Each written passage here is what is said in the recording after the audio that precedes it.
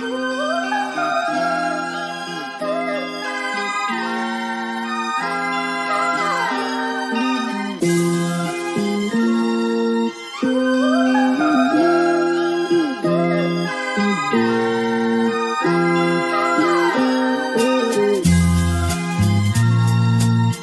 standing up here bashing the living shit out of Nazis.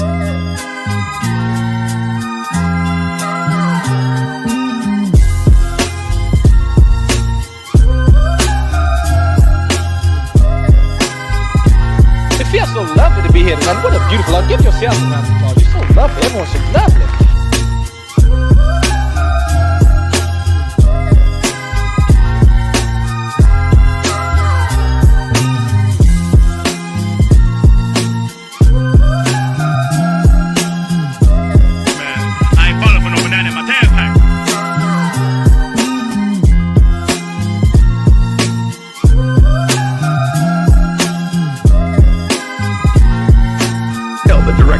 White House, do your fucking job!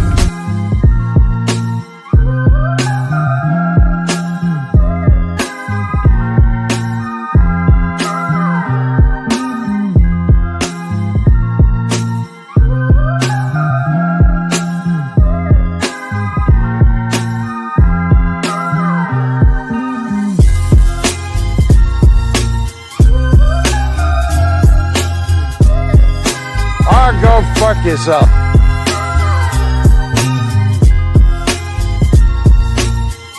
Taking him back to Nevada where he's wanted for banging horses.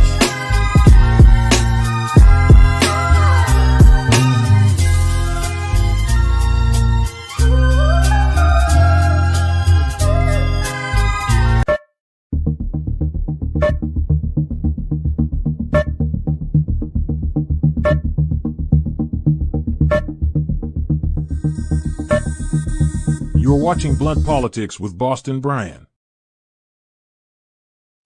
Let's go, let's go, let's go. What's happening, ladies and gentlemen? I appreciate you joining me. Welcome back. I'm Boston Brian. This is Blunt Politics. How's everybody doing? Hope everybody's doing well. I'm waking up to a little bit of snow here in Boston, waiting for the Vanguard boys to join me. I see them popping in now. I'm just going to say hi to the chat, and we'll get right to you, gentlemen, all right? What's happening? All right, let's say hi to the chat. How's everybody doing? First off, mods, thank you guys. I appreciate your time. I appreciate your energy. I appreciate your passion. I appreciate you keeping everybody safe in the chat. So Tanya, thank you very much. Mark, thank you very much. Andrea, thank you very much. If Adam is in here, thank you very much. Fucking Turpy, thank you very much. I appreciate you. Tiffany, thank you so much. I really do appreciate you guys. So Texas, how are you? Pam, how are you? Hi, Carol, how are you? Wendy, what's going on? Blue Tomato. Mountain bike fan, everybody's here. I'm Andy, how are you? JD, Beth, Dino, PB, Mozart, Forever Young, let's go. I appreciate it. So I'm excited for this conversation. I've watched a lot of their content lately. I appreciate their vigor and their aggression. It's something that I can relate to as a blue-collar plumber. I just feel like they have that grit and that determination to not give a fuck in calling people out. Doesn't matter what side you're on or what color you are or how rich you are or poor you are. It's for the people. What is the best for the people of the United States of America? And if you're against that, then we're going to fucking call you out for it. So let me see if I can bring these guys in. This is Zac and Gavin from the Vanguard. Let me see if I can do, it's going to be one of these buttons. I'll get it right at some point. What's happening, gentlemen? What's going on? Yo, how are you? Yo, what up? Good to talk to you, my friend. Oh my God. I'm really excited for this conversation. Like I said, I've watched a lot of your content recently. I'm a relatively new Vanguard consumer, but I think I've probably consumed more over the last, I don't know, well, probably month or 2, 3 months than most people would call healthy. Because I like I said, I like the way you go at people. I like the way you don't give a shit who you're talking to. Doesn't matter if they have 1 million subscribers, 10 million subscribers, 10,000 subscribers. You know, you stick to your guns. You go at them. You have your principles and your morals and your beliefs, and you stick to them. I think there's a lot that we agree on, and I think that we can find some stuff that we disagree on. But I think in this conversation, I'm hoping to get to learn to know you guys better, and to kind of hope to not cringely say unite the left, but see where we can find some agreement in going forward, because I think it's important that we all want to get to the same fucking destination. I believe it's just everybody kind of has their different paths along the way that they believe are little different cues and stuff. So welcome to the show. I appreciate you joining me. Zac and Gavin, thank you so much. I really do appreciate it. Yeah, happy to be here, man. Where in Boston are you at? I am just south of Boston, so I try not to give out the exact location. Sure. But I Yeah, can hit a golf. I can hit a golf ball to the center of the city from the beach out here. Put it that way. Hell yeah! My family grew up in Cambridge and Dorchester. Gotcha. Yeah. My sister's out in JP, so that's why I was curious. Get the hell out of here. Boston. Yeah. Dude, that's funny because I had Pastor Ben on, was it last week or the week before, and he was telling me that he had connections to Boston as well. Like he used to live here for a few years. So it's funny to hear that you guys kind of all have connections. Next time you guys are in Boston, hit me up. We'll have a beer. That's another 100%. Thing. Because you guys have been on this TYT, whatever the fuck you want to call it, slide, shift to the right, grift. There's a lot of things that we can call it, but you guys have been on this for a long time. You can go back in your video pro platform, and you guys have been calling this out. And I don't think anybody's surprised by it really, but it's gotten to the point where it's becoming detrimental to the progressive movement, to people on the left, and now it's given right more ammunition to say, look at, this guy that claims to be the leader of the progressives, the so-called home of progressives, and he's agreeing with us, and it's giving them clips and stuff. So I appreciate that you guys have been calling them out. But first, I want to get your take on what's going on in California and the fires and what you think about all that. Yeah, I mean, we're actually just talking a little bit about it with our friend Griffin. And by the way, thanks for having us on, Brian. Really appreciate the invite. It's great to finally meet you. But yeah, it's absolutely crazy. Obviously, Zac and I, we have a big connection to that area via our love of the film industry. And I mean, not necessarily the industry itself. I'm sure there's a lot about the industry that's not to love, but movies, right? It's one thing that we've always bonded over. I would say even before our political interests became so intense that it was like what we were going to do as a career. I think we probably both thought we would go into the world of film, right? We always talked about movies. We always, went to see movies together. It's been something that's really brought us together, and we continue to talk about it on the show. So for me, this is kind of horrifying because Hollywood and the film industry has been going through so much turmoil. There was an actor strike that, went on for way longer than it should have, that really ground the industry to a halt. There's obviously this, AI technology, which is taking over, that a lot of people are terrified of. It's threatening the very nature of the industry, right? And now there's these fires, which, it might not actually burn down Universal Studios. I don't think that's in question or anything, but still, from like a almost metaphorical perspective, from like a spiritual perspective, it seems to kind of in a terrifying way be like a final nail in the coffin. So plus the workers that work at the place, you know what I mean? They live in and around that area. So if the people that are working there are burnt out, it obviously affects the studio's ability to make film, Oh yeah, 100%. Oh yeah, we were talking specifically to our homie Griffin, who has a lot more connections to the film industry and the workers there. That obviously there's a ton of attention on the Pacific Palisades. There's a ton of attention on the Hollywood Hills and all of that kind of stuff. But there's also a bunch of working class neighborhoods that are swept up in this fire, right?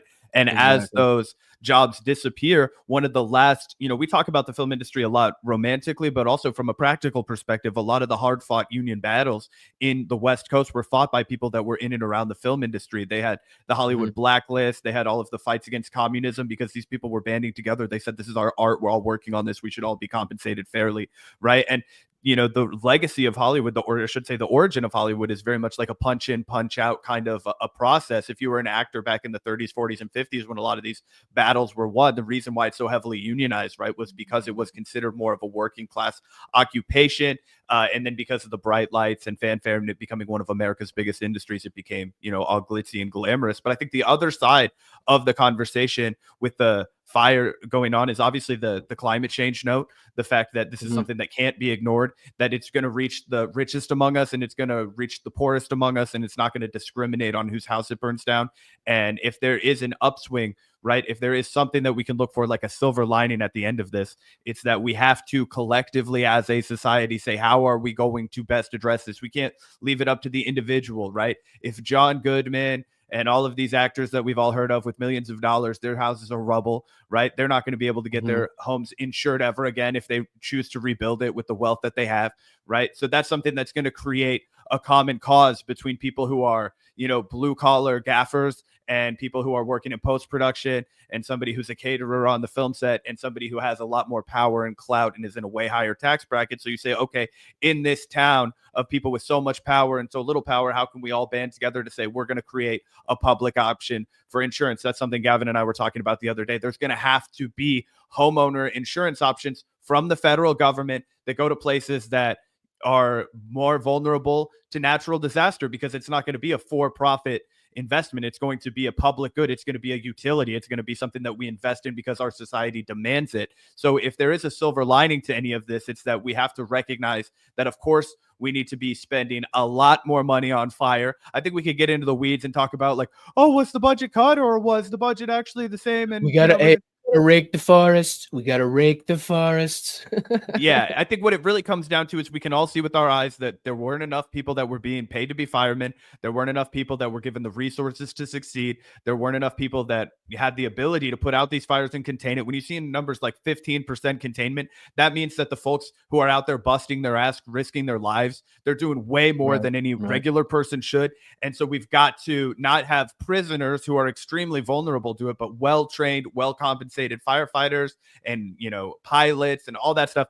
So I'm hoping that this is, a reset button, because as Gavin pointed out, all eyes are going to be on this because it is Los Angeles, right? You can ignore a disaster in East Palestine when a train collides and ruins, tens of thousands of people's welfare, right? But in a place like Los Angeles, they're going to put the cameras there and people are going to be forced to grapple with it.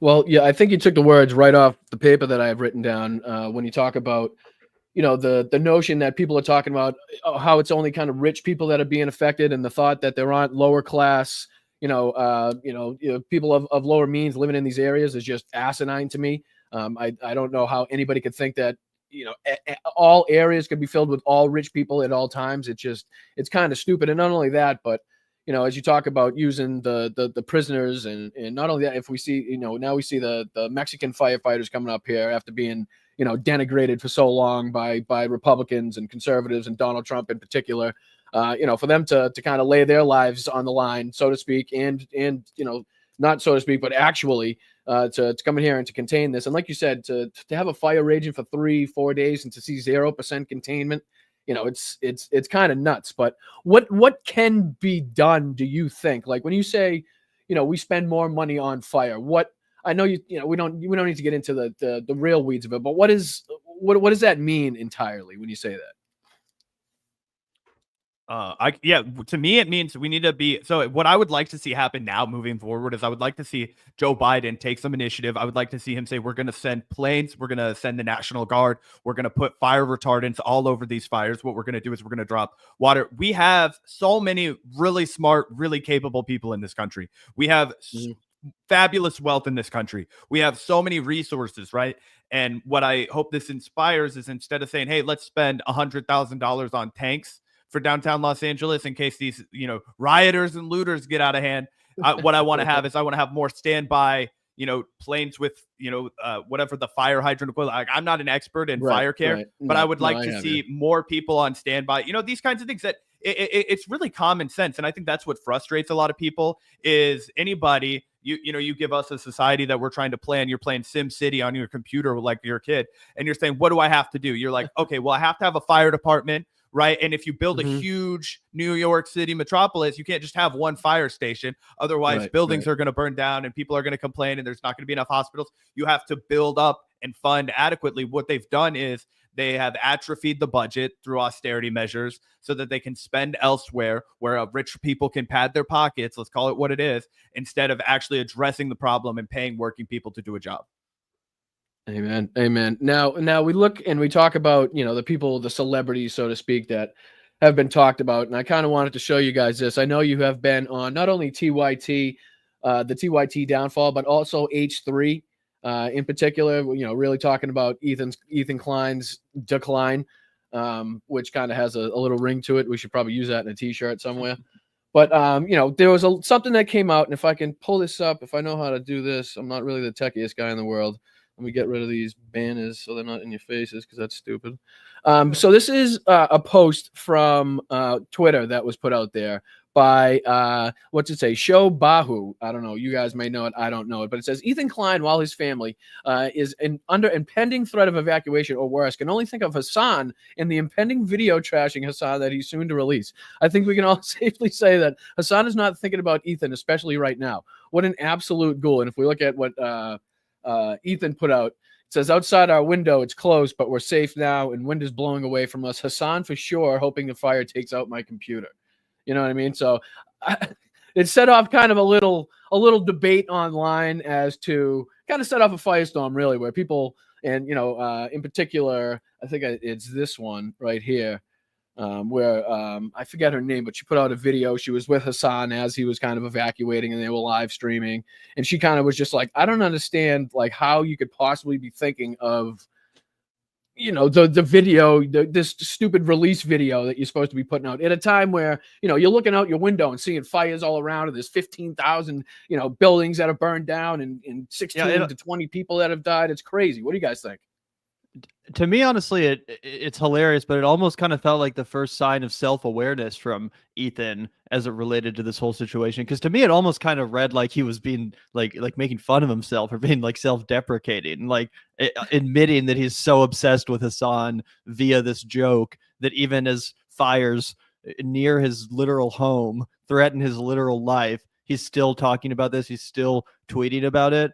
So I'm not sure if that's true. Maybe I'm reading too much into it, but either way, yeah, really the kind of manifestation of his whole mindset right there in that one photo. Crazy stuff. Yeah, I think it's a reflection of, you know, we all joke about how you have to be kind of a little bit of a narcissist to become a YouTuber, period. You want to hear yourself talk. You're willing to talk to yourself and nobody when you start your show because nobody starts off with a platform, right? So you have a little bit of that in you, but what has happened to Ethan, I think, is sort of a reflection of what happens when you get so big and you kind of isolate yourself from society, and even real world issues just kind of fade in the background, and it's all just like stuff that you can discuss for content, right?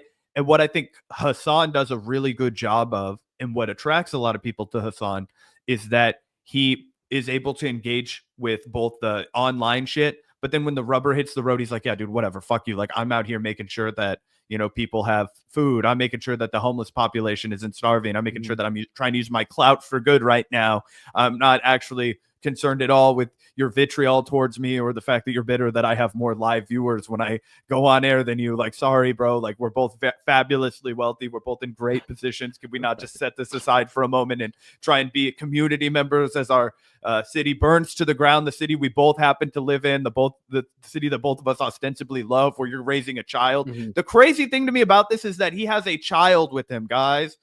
I mean, like, again, I try not to ever mention anybody's family, because, but I'm just saying, to be a father is all I'm implying right here, right? To be a father and a husband, and to have this be your it stresses mindset. What his mental state should be at that point. You know what I mean? If you're sitting there looking at fire with the child and your home, knowing the devastation around you, the last fucking thing that I'm thinking about is any beef that I have with anybody, right? It's what's my evacuation plan? Do I have all the shit that I need packed up and ready to go? You know, are my fucking phones charged? Is you know, do we have everything we need for the kid? Do we have a fucking relative somewhere where we could stay just in case? You know, like, there's a list of 400 fucking things that I would do and think of well before you even got to thinking of, oh geez, I bet Hassan really wants my computer to catch fire. Like, shut the fuck up. You know what I mean?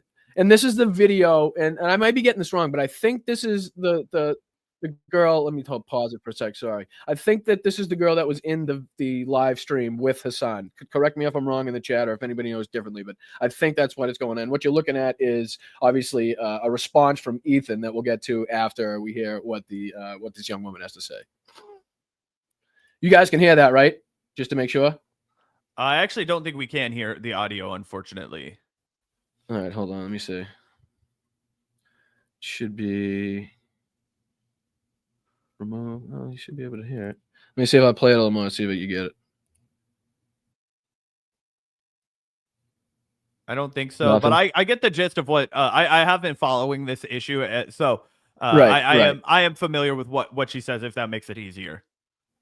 Yeah. Basically, she's just calling him out for the same thing that we are, saying how ridiculous it is to basically be thinking of a beef in this situation and, criticizing. And this is what Ethan said. Did she forget Hassan live stream her evacuation? Get a grip, you dumb fucking gremlin. It's a joke. You think because of one sentence in an Insta story, it means I'm not thinking of my family? Also, you're not special. We all have smoke and flames in our backyard. Welcome to LA. You should go back to not commenting on me. Actually, don't comment on anything ever. It's like, how petty, like, to even get into this to this point at this degree while this shit is going on around you is kind of mind-blowing to me. And like you said, it's kind of revealing as to the mind state of Ethan Klein. And we see the tension to the people that watch. I'm not sure how many of my chat has watched, but I've watched that for a long time. We kind of have the same interest. I watched Rogan until he made his turn. I got a couple Rogan clips that I'd like to show you and kind of get your perspective on. H3, Hassan, Majority Report, Emma Vigeland. I want to congratulate you guys on your interview with Mehdi Hassan. That's fucking enormous. You know what I mean? How was that actually? Let me ask you a couple questions on that. How was it talking to Mehdi?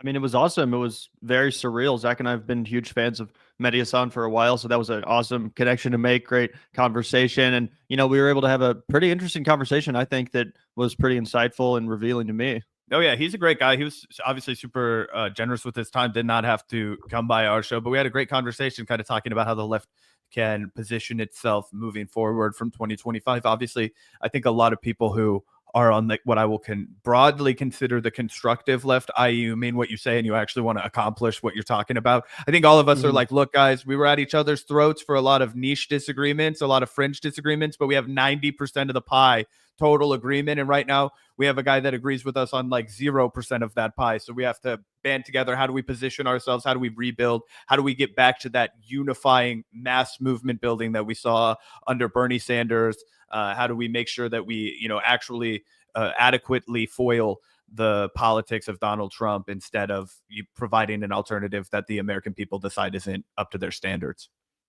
The thing is, I think politics have changed so much, even from the time that Bernie Sanders had his run and the movement was going with Bernie. I think the things, politics have changed so much just since then that the tactics we use, and if we're not changing with the times, and I think we're just kind of missing the moment, you know what I mean? So obviously, whatever we did leading up to the last election didn't fucking work. It didn't attract people. It didn't get people to the polls. There were big issues that we had disagreements on that I think, the other side also wanted to do worse. You know what I mean? So it was kind of like, we both hate this issue, but I'm going to attack just the people in power and not really kind of attack the people that are trying to get in power and are saying worse shit and are saying they're going to do, more war and kill more people and, build fucking Trump Plaza Gaza, whatever the fuck it might be. You know what I mean? So it's like, there's things that we could do that we have to do to change the messaging and unite. Because, a lot of the times I'll go into your chat and I'll see when you were talking to Mehdi or you're talking to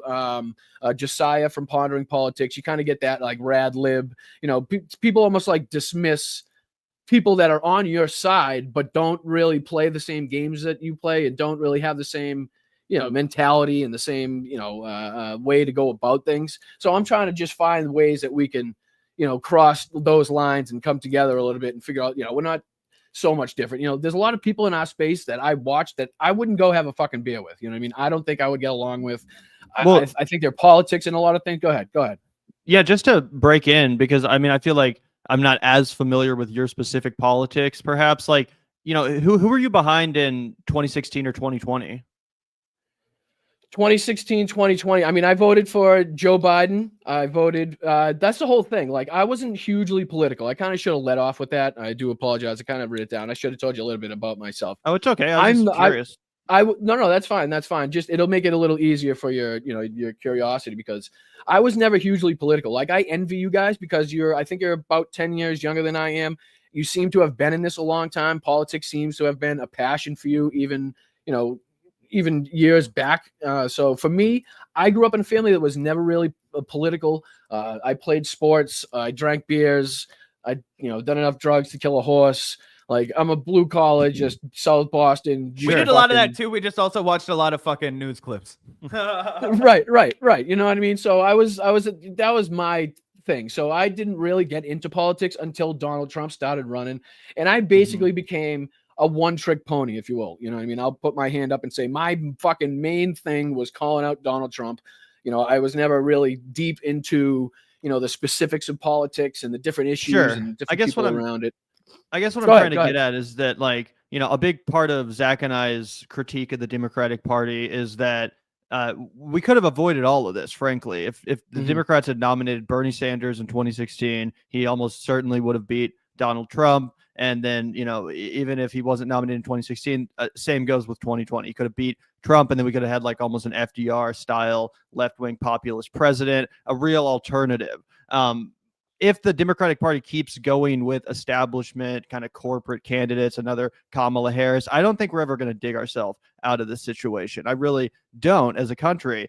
So I guess, you know, when it comes to uniting with the liberals or whatever you want to call yourself, or, you know, the ideology that you represent, I guess we're 100% down. People on the progressive left are more than welcome to unite as long as we're on the same page. You know, when it comes to 2028, are you going to get behind a serious, you know, populist, progressive, even socialist candidate, or, you know, are you more of a, you know, Pete Buttigieg, Gavin Newsom, Gretchen Whitmer kind of a guy? It's not, you know, nothing personal, just interested. No, that's the thing is, I don't think we're in a time where we can kind of nitpick. That's what I was trying to get with the politics have changed. Right now, I don't think we have the opportunity, the time to nitpick over. I think we need to just figure out who the fuck is going to win and who's going to get into office. And then we need to fucking make sure we get into the streets and get loud and make sure that they change, you know, change their minds to create fucking progressive change in this country, you know? For sure. But I mean, Joe Biden won, and that was like, it basically, you know, kind of forestalled fascism by 4 years. I don't think that was a solution to the American people. I think what the left needs to do and what the progressive movement needs to do is provide an alternative that's so good that it actually wakes up people and they say, oh, wait, that was phony bullshit. That was not real populism. This is what the country needs. And that's how you get reelected. You know, it's one thing to have 4 years, but what the fuck can you accomplish in 4 years? Even if Bernie had been elected, he probably wouldn't have got Medicare for all passed in his first term. You need a second term. I mean, FDR needed fucking 3 terms. Can't do that anymore. But the point is, you know, in order for people to keep reelecting you at Lula style, if you look at Brazil, you know, Lula was president for like an entire generation. So much so that people almost forgot how bad it was before he came into power. That's what the left needs. And I just feel like this mentality of, oh, just anyone that can win, because it's possible that in 2028, anyone can win. If Donald Trump is really, you know, if he has a terrible approval rating and, you know, J.D. Vance is the Republican nominee, it is possible that a Gavin Newsom or even a Pete Buttigieg could get the job done. But is that sustainable? Is that just going to once again, you know, cave in another 4 years? I guess that brings us to the question of who in politics right now, like if you had a dream team you could build of politicians that are in the sphere right now, who would you pick to say, okay, that person right there represents what I want? You know, that's the person that I'm going for. Dick Cheney and Liz Cheney, power team. Let's go. Father-daughter duo. Let's put them in power. Let's win and never lose. Now, this is something that Gavin and I have been talking about a lot. And I think it really comes down to, if I could snap my fingers and put someone in power, it probably would be different than the person that I could most likely visualize. But I also think we should all hold out hope for the fact that in let's say 2013, right? Nobody was thinking about, you know, what was to come in 2016. So we're very early in the ball game. We have to keep our eyes peeled. We've talked a lot about how Sean Fain would be an interesting, I think he would make a great vice president. I don't know so much that I think he would be a great candidate, but I think that he would make a great running mate. Gavin has been talking a lot about Jon Stewart. I'm keeping my options open. I've been jokingly floating the big boy from Illinois, although again, I don't love the idea of getting behind a billionaire, but it's like, if we have to fight fire with fire for Donald Trump, like I think he's, you know, a potential class trader that could be moved to give people like $25 an hour so the working class doesn't die out. Those kinds of things, maybe. But what do you think, Gavin?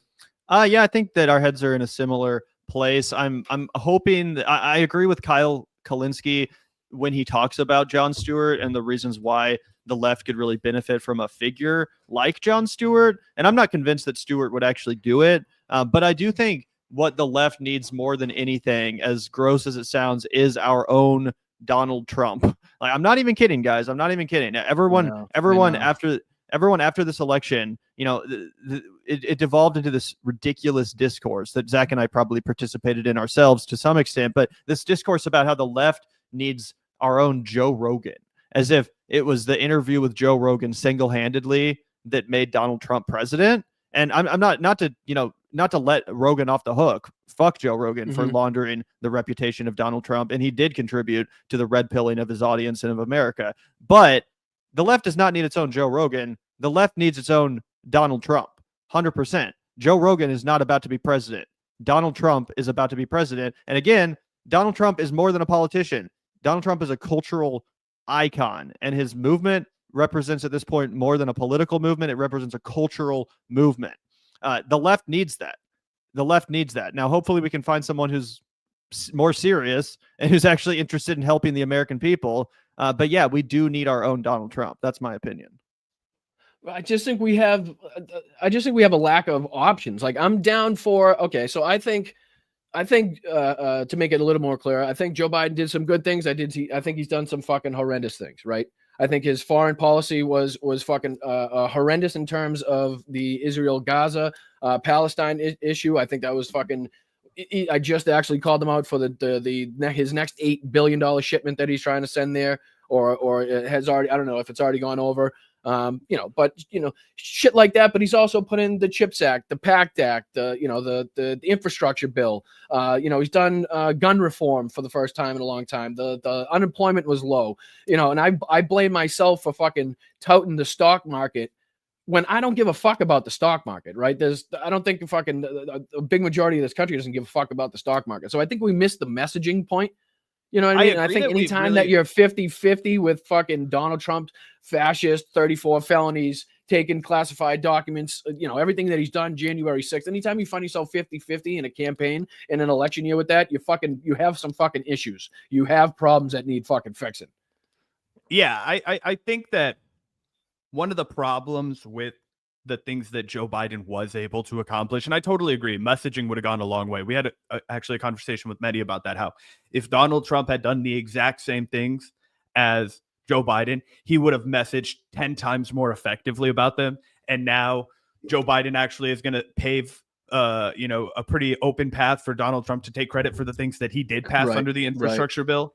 But because of that ineffective messaging, and because of the reality that the infrastructure bill that a lot of people were expecting at that time was going to be trillions and trillions of dollars. Okay, I remember there were senators coming out saying, like Bernie Sanders saying, that we needed like $9 trillion over the course of 10 years to be invested in our infrastructure. And then a lot of people like Pramila Jayapal came in and said, well, actually, we need really all we can afford is $4 trillion, which is still a ton of money. And they ended up settling for something like $850 billion over 10 years, right? Which is just woefully inadequate. And what happened was, instead of having two bills that were married together that they were going to force the Republicans to pass, they were like, if you want to pass any infrastructure, we have to pass both of these bills.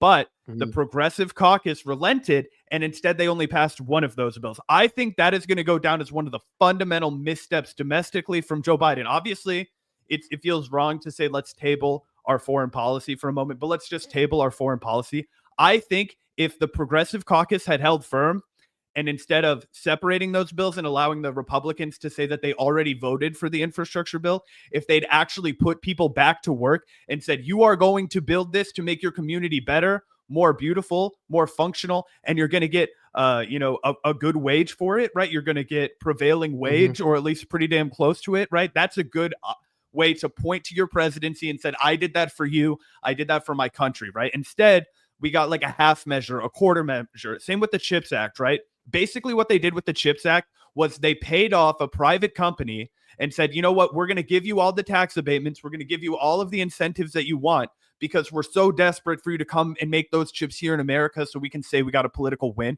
It didn't actually result in a surge in jobs. So the people are left looking around being like, wait, you're saying this, but I'm not feeling this, right? So again, you can message better, or we could just do better. And I think that Donald Trump would have lost if they'd been able to be a little bit more effective with the time that Joe Biden had in office domestically. and also totally if his agree. brain had been able to sustain its cognitive decline a little better. I don't think we can Right. undervalue that. And I was the first one. I keep saying I was the first one after the election to raise my fucking hand to say that, I apologize for missing the things that I missed, not calling out the shit that I saw myself that I should have called out as far as, his physical and mental capabilities to run this country for another 4 years. It's just, in my opinion, and people may disagree, and fucking I don't really give a shit because I'm here to call it out as I see it.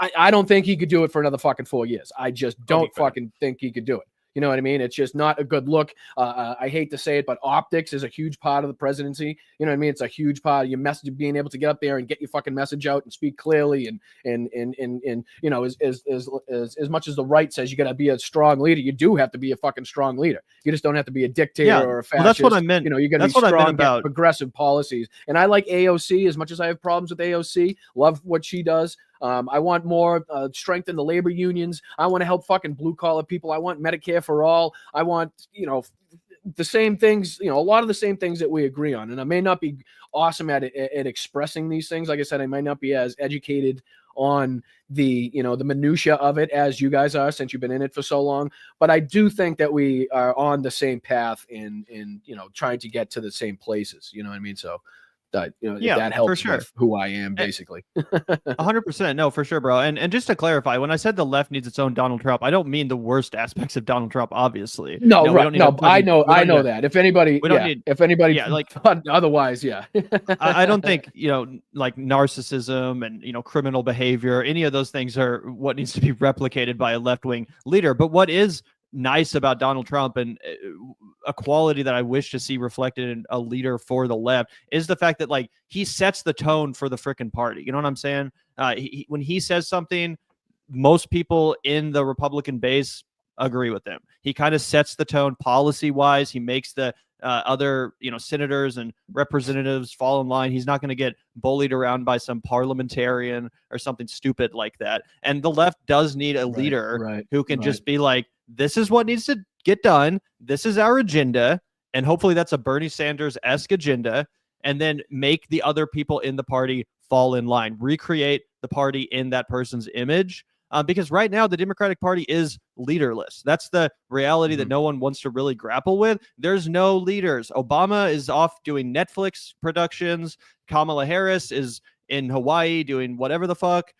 Joe Biden is almost dead. Hakeem Jeffries is useless. Pete Buttigieg is on CNN or whatever the fuck. Like, all these people, none of them are leaders. I'm sorry, but none of them are going to get us out of where we're at right now. Someone has to emerge. And again, I don't know if it's going to be someone like Jon Stewart, as Kyle Kalinske has mentioned, but I do like where that thinking derives from. Maybe it has to be an outsider. And that doesn't necessarily mean a celebrity necessarily. Zach brought up Sean Fain. Right? It could be a union leader. And even Bernie Sanders, no one knew who the fuck Bernie Sanders was like a year before he ran. He emerged as a leader. But it has to be someone who can actually take the party over and set an agenda that people will respond to. And they need to do it with brevity, with powerful messaging. Again, that's something Donald Trump understood. Make America Great Again is a powerful fucking slogan because it distills his message into one phrase, and then people can project onto that what they want. But we need some of that energy on the left. And just to pick up Gavin's point really quickly. Oh, go ahead. Yep. No. Go ahead. Go ahead, my man. One interesting tidbit of history, right? We bring up FDR a lot because I feel like he was the last president that you can point to that did so much for workers. That really, he ended the bonus marching strikes, which is an interesting historical tidbit that Hoover completely fumbled. That FDR was able to pick up and smooth over, and it kind of set the tone for his entire presidency and how he was going to engage with the working people of this country and the poor of this country in a way that no other president had up until that point. It was very much let's create a fabric of a community instead of a pull yourself up by your bootstraps.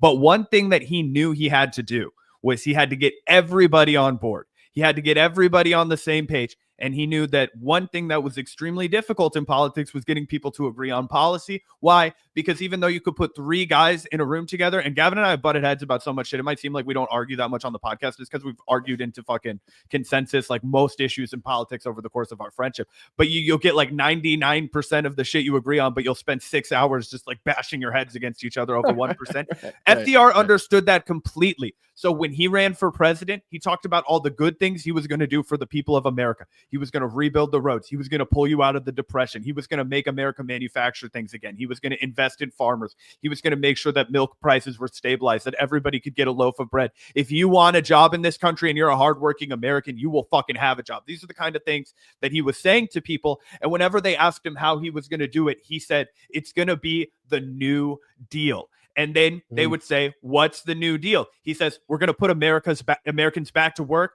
Americans are going to have credit again. Americans are going to buy homes again. Americans are going to be able to be self-sufficient again, and they're going to be members of a community again. And they would say, how are you going to do that? And he would say, we're going to do it with the New Deal. And that's all he would always pivot back to. It's a remarkable rhetorical tactic that's been used by presidents across both sides of the aisle. FDR did it for good. People like Ronald Reagan and Donald Trump did it for evil, right?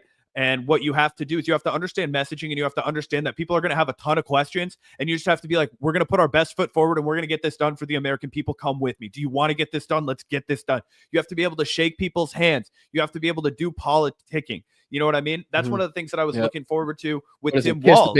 And shake hands and kiss the babies or whatever the fuck it is. Exactly. That's what Tim Walz was so good at. And that's why Gavin and I were both really excited about him. When you talk about a narrow margin in Minnesota, we were having a good conversation about this the other day. When you talk about how he would have gone into Congress and been the kind of guy that could whip votes, right? He was friendly. He was likable. You need to be able to kind of combine all of those things together. And I think we got part of the ticket down, but we need to get the other part of the ticket down. And who knows who will manage to do that in 2028. I think the jury's still out.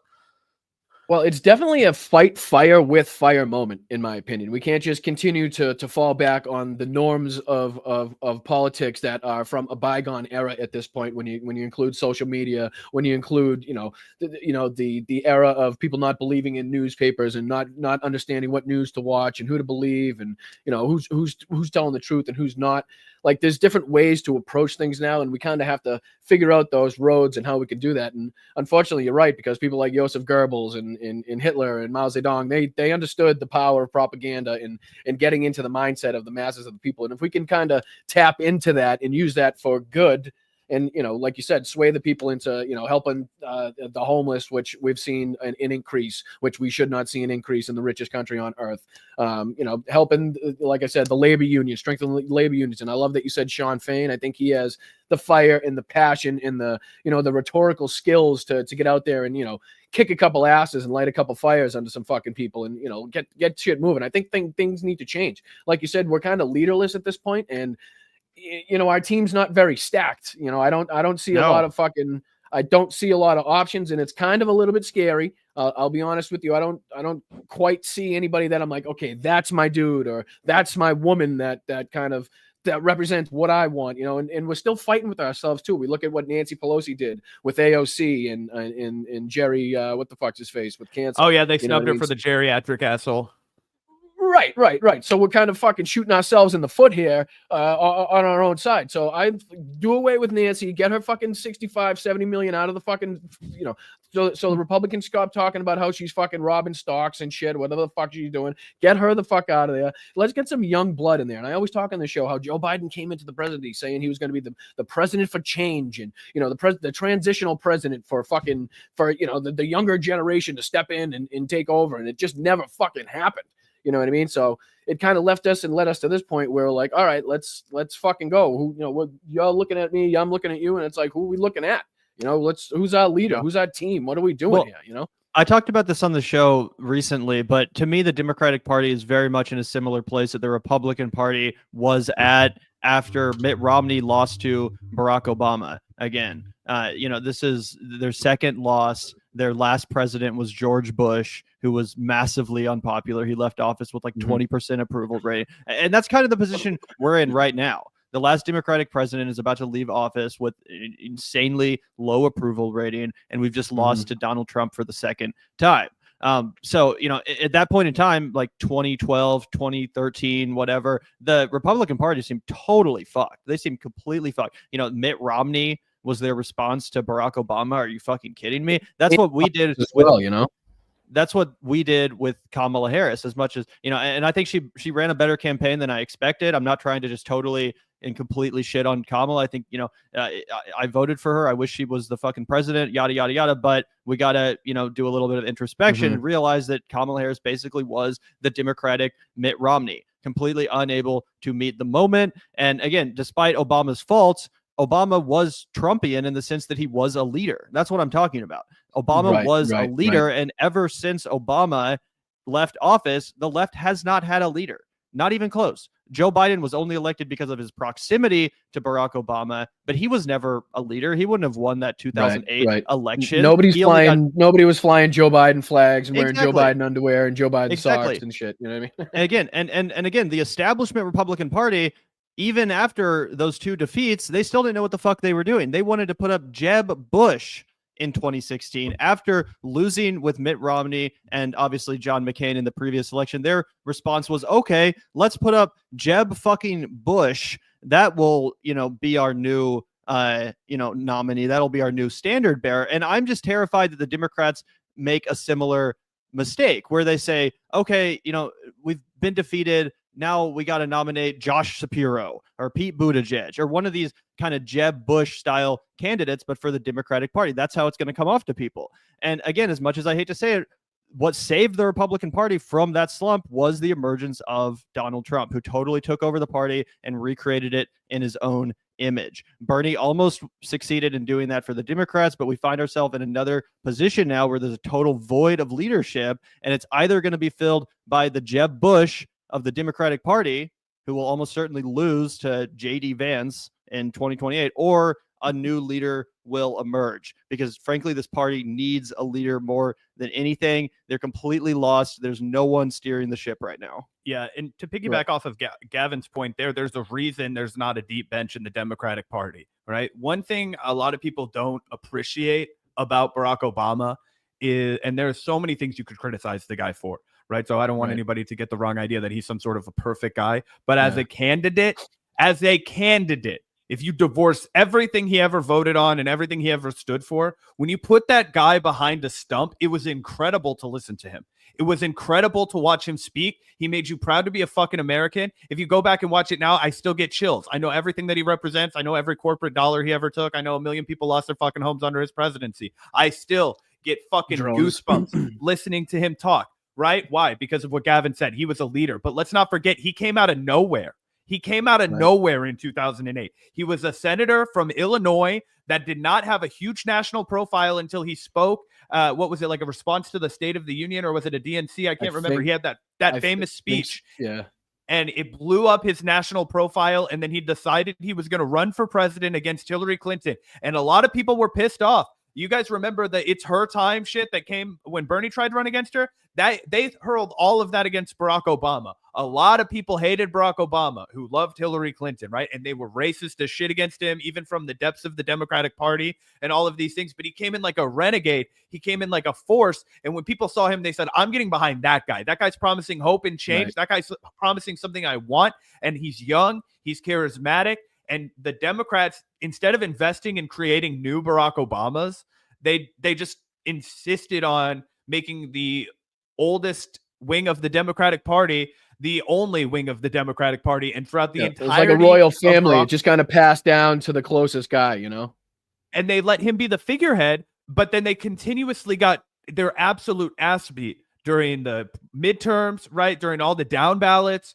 Barack Obama was not the kind of guy that would go out and stump for somebody that was going to lose and put his reputation on the line. It was all about Barack. What happened as a result of that? The people who could fundraise like motherfucking machines, like Nancy Pelosi, the people like Chuck Schumer, the safer Democrats, the people who knew their districts were going anywhere, they were fine and they held on. Everybody else kind of fell by the wayside and they would get taken out by Tea Party momentum and they would get taken out by MAGA momentum, right? And so the Democratic Party didn't develop that deep bench in the way that it should have, right? There are tons of Republicans that you can name to varying degrees of popularity, but like at least there is like a backtrack of MAGA people that he could point to and be like, that's my bench now, even after he tried to have Mike Pence killed. I feel like after the Obama administration, there was one, a bad taste in it, everyone's mouth because of Obama, but there was also no fresh taste, no fresh vision that came besides from Bernie Sanders. I think we're talking about the same thing when I talk about the optics of a president. You know what I mean? You need to get out there and be able to hold the moment and get up there and lead and like I said, get our vision across and make sure that people, when they see it, know that, okay, the United States is in a strong point. Because as petty as it sounds, when people around the world, they just kind of see a news clip, you know what I mean? They see a 2-minute clip of the president. They want to know that, he's not falling down the steps or tripping over a sandbag or, whatever it is, not being able to get his message across. It doesn't set a good tone, and it puts us in a bad place right off the fucking bat. And again, I want to get behind somebody that literally has the same ideals and values and beliefs. And I just don't see anybody really that I'm looking at right now. And I want to be able to kind of pinpoint. Go ahead. Just to ask you, Brian, and I love a good, disagreement. Do you disagree with what we're saying? Because it seems like some people in your chat seem to think that we're like crazy or something. Do you feel like that the Democratic Party should nominate a Gavin Newsom in 2028? I'd be interested in your perspective. I think Gavin Newsom, honestly, I would get behind him. If I thought he could win, I would get behind him. If he was the best choice that I thought that we had at that moment, where out of everybody that was going on, would I love it? No. Would I go vote with a bad taste in my mouth? Do I love any politician that I'm gonna fucking wave a flag behind or just follow blindly no matter what? Well, obviously we're all gonna vote. Yeah, none of us are gonna vote for Donald Trump or JD Vance. Like, we're all gonna get behind whoever is nominated. And I kind of knew coming into this that the people in the chat, and again, they're more like, again, I don't like the whole label fucking thing. Like, again, I haven't been in this whole scene for a long time to be able to throw throw a label on me. I was kind of hoping this chat would open it up to what people call me. You know what I mean? To kind of figure out where I am in this whole political sphere. I think I've grown up watching,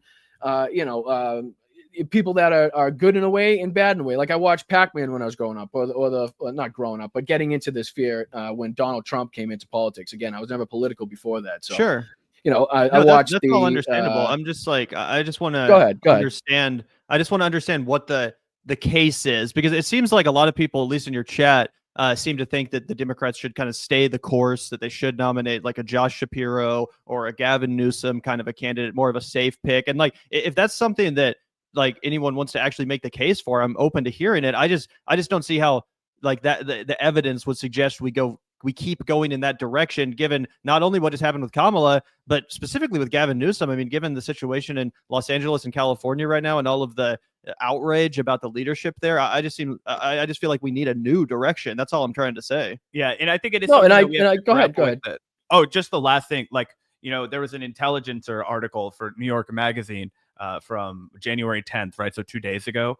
And it was about how Biden's leaving office less popular than Donald Trump after January 6th, right? And that's totally crazy. And everybody's right to be like, that's so wrong and immoral. And like, how could this happen? But I do think if we want to win again, we have to reckon with the fact that the Democrats have done a lot of damage to their brand. No, absolutely. And I said, I think if I could speak for them, I don't think I can. I don't try to speak for anybody, but speaking for myself, I believe we're not in the time for this like radical blow up of what we're trying to accomplish here. I think, if we try to do that, we're really kind of screwing ourselves. Like, I know you guys have talked third party a lot, and you've talked it with Mehdi, and I know you've discussed it with Vaush. I've gone back and watched your debates with several different people, the Sam Cedar talk you've had, and several of the talks that you've had. And, it seems to be that everybody kind of has the same consensus that I agree. We would love that. You know what I mean? It sounds fucking fantastic, but mathematically, it's just not fucking there. You know what I mean? So it's like, at this time, we don't have that choice. like a third party vote, the third party. You know what I yeah, mean? no, Zach and I are not on the third party train. I mean, I'd love it to happen, but I don't think it's in any. There's no evidence that that's a viable path. Well, that's what I'm saying. Everybody's kind of in the same consensus that we would love it. You know what I mean? Nobody loves the way the Democratic Party is being run, or what we need to do to even beat the Republicans at this point. You know what I mean? I don't think anybody's really fucking happy. Obviously, since we got our asses kicked in the last election. You know what I mean? I think the thing is we need to. We weren't that far off. You know what I mean? Everybody keeps saying that Donald Trump has this fucking overwhelming mandate. He didn't win an overwhelming fucking mandate at 1.5%.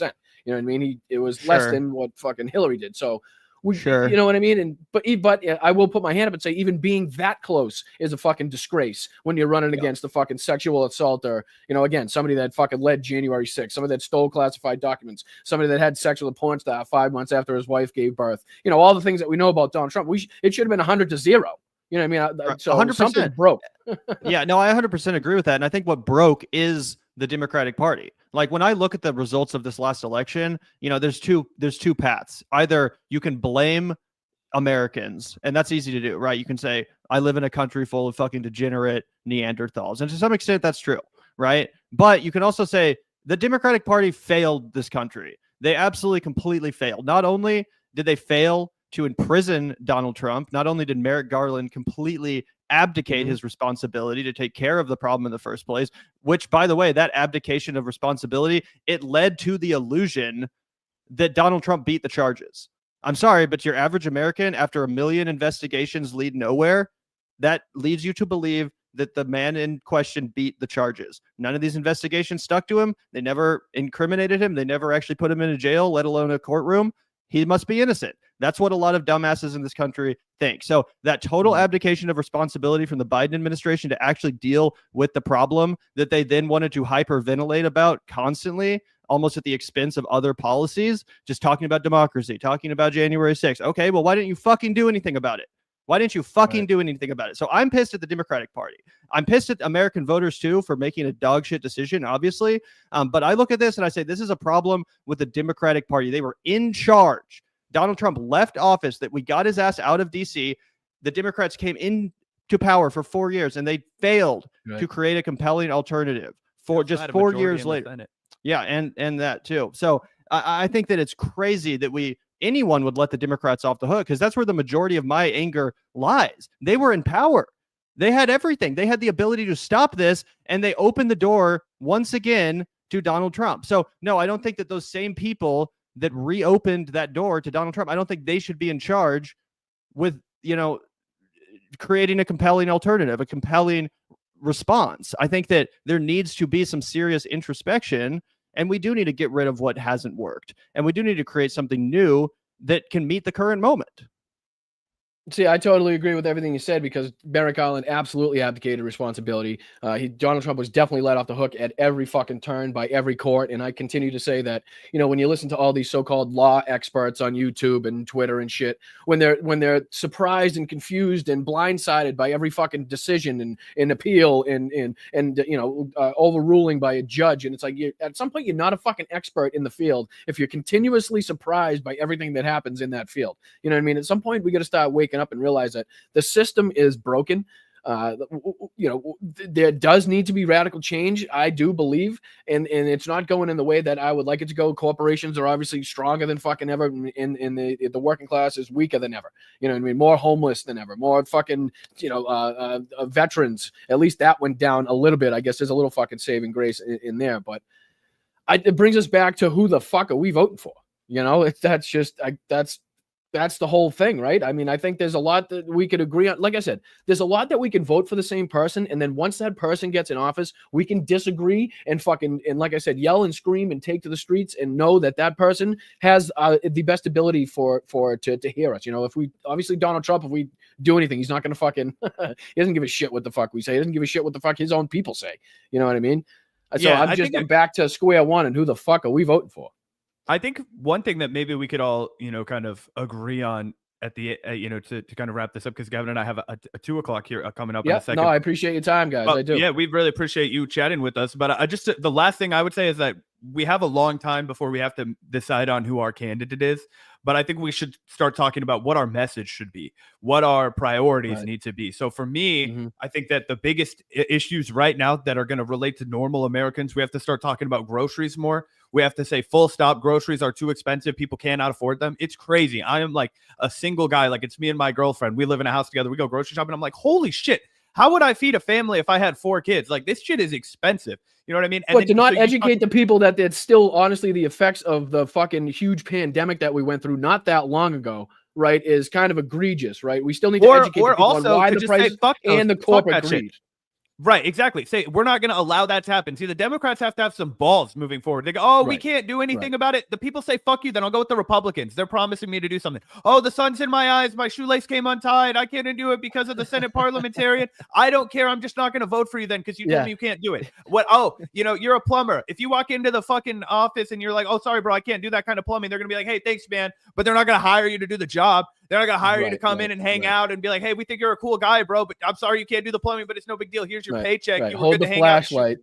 Right. That's not how it works. We need a guy that can come in and fix it. Right. They need you, you know, ostensibly you to be the guy that, like, that's why the maintenance guy didn't fix it, but they need the plumber to come in and do it. So when you tell people I can't cap rent prices, oh, I can't make housing more affordable, I can't make healthcare more affordable, oh, we can't do it because of Joe Manchin, because of Kristen Sinema, because of X, Y, and Z, people just are like, fine, I'm not going to show up for the Democrats. So while you're right that Donald Trump won by a narrow majority, we saw a lot of atrophy from people who showed up after the pandemic and said, I will give the Democrats a chance. And they felt like they didn't meet the moment. So I think this time moving forward, we have to be really clear. It's like we don't want corporate influence in our elections. We do want housing to be affordable. We want people to work for a living wage that provides for their family. You know what I mean? We want people to be able to afford things. And those are the universal things that you can't argue with. Nobody says, oh, I actually want kids to go hungry, or fuck the library, or like, I don't like firemen, right? Like, everybody loves those people. So it's like, let's take care of them. Unfortunately, a lot of people are expressing vitriol towards firemen on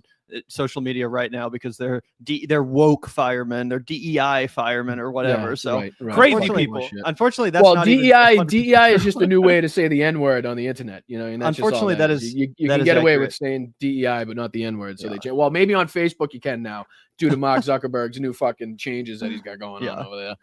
But I appreciate your time, guys. There's a lot that I fucking didn't get to. You know, and like I said, I apologize for not being maybe as well versed in all of this. No, dude, don't apologize. You guys are, you know, like you said, I never took a civics class in school. I'm not a fucking major in, you know, political science or anything like that. I'm just a normal fucking bloke who cares about the country and wants, you know, regular people. You know, I fell off a roof in 2007, 25 feet. I had no health insurance. My dad's had a huge you know, accident in work when I was little that led to, you know, a huge lawsuit and the company going out of business where he got screwed and the healthcare system screwing him. We ended up losing the house that we grew up in. So there's a lot that, you know, I have behind me, the fire going on to help people like me. And, you know, whether you call me a liberal or a fucking progressive or a lefty, I don't know what the fuck you want to call me, but I think we all want to get to the same place at the end of the day. And we just need to figure out, you know, who our candidates are going to be, who the fuck we can get behind, who is the most swayable, because that's what it is. When the people get in power, you want them to be able to listen to the people and listen to which way they want this country to go. And again, I have been calling, unfortunately, I think the only way we're really going to get fucking change in this country is to take the streets, to peacefully and you know, aggressively, if need be, fucking get our voices out there and let these fucking people know that we hold the power in this country. And if we don't go to work for a week or two, these corporations are going to fucking take a huge financial hit. You know what I mean? Unfortunately, not a lot of people are in the position to be able to say, I'm not going to go to work for 2 weeks. Yeah. You know, so we're in that like, you know, chicken and egg moment where, you know, we either fucking put the line in the sand and say, okay, we're going to take a hit in this moment. You know, we're not going to get paid for 2 weeks, but maybe we'll get some fucking change in this country. You know what I mean? We're at that fucking moment, I think, unfortunately. Yeah. Oh, 100%, bro. And I really appreciate the conversation. I think we should have more conversations because it's an important discussion to have. Like Zach said, we have like 3-4 years to kind of get our shit together as a movement. And I do think it's important. Dude, midterms, my man. Well, you know what I mean? We're going to fucking start now. Go ahead. That's absolutely right. That's absolutely right. But, you know, like, I just think it's the time as a movement and as a party, if you want to talk about this in the terms of the Democratic Party, like, we need to be visionary. right now. This Mm-hmm. is not a time, to rely on the ways of the old and expect that that's going to save us from the current moment that we're in, because we are in an unprecedented moment. I mean, there might not even be a fucking election in 4 years. Let's hope there is, right? But I do think the only silver lining that we have and that we can exploit is the kind of chaos of the current moment, right? You can exploit chaos for good. And I think that that's what has to happen here, because as I said, the Democratic Party has no leader. There is a total void of leadership. No one knows what the fuck they're doing. But as the cliche expression goes, when you're at your very lowest, there's nowhere to go but up. So instead of just sinking deeper into this depression as a movement, and instead of continuing to cede ground culturally to this right-wing fascist force, no, we have to do the opposite. This actually gives us a beautiful opportunity that otherwise might not have been presented, which is to totally rethink this thing. Rethink what the opposition looks like, rethink what the alternative looks like. And we have the time to stoke the fires of that cultural revolution. We have the time and we have the ability to make it happen. But I just think that we need to have these strategic conversations, and we need to have these discussions about what that's going to look like, because it is downright fucking necessary if we're going to save this country from Donald Trump and from fascism. And ultimately, the way I can distill it best, something I've been saying on the Vanguard, everything that I've kind of talked about, if I could just distill it into one phrase, is the left needs a leader, not a manager. Mm-hmm. That's what we need. The people are never going to vote for a fucking manager. We need a leader. I just think we need to, trans rights, LGBTQIA, like I said, strengthening labor unions, making sure fucking people have health care, making sure that people, if they're working fucking a full-time job, are getting paid a wage where they can fucking put food on their table if they have kids.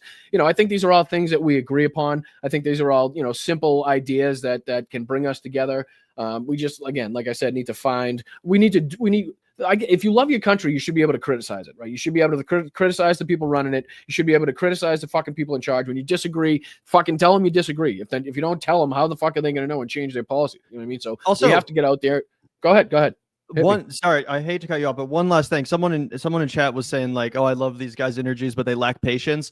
That's not true. I've been paying attention to this scene, to this fucking political situation my entire life. As an adult, it's all Zac and I have done for our career, even before we made a single. We don't have time for patience right now. We don't have time to sit back.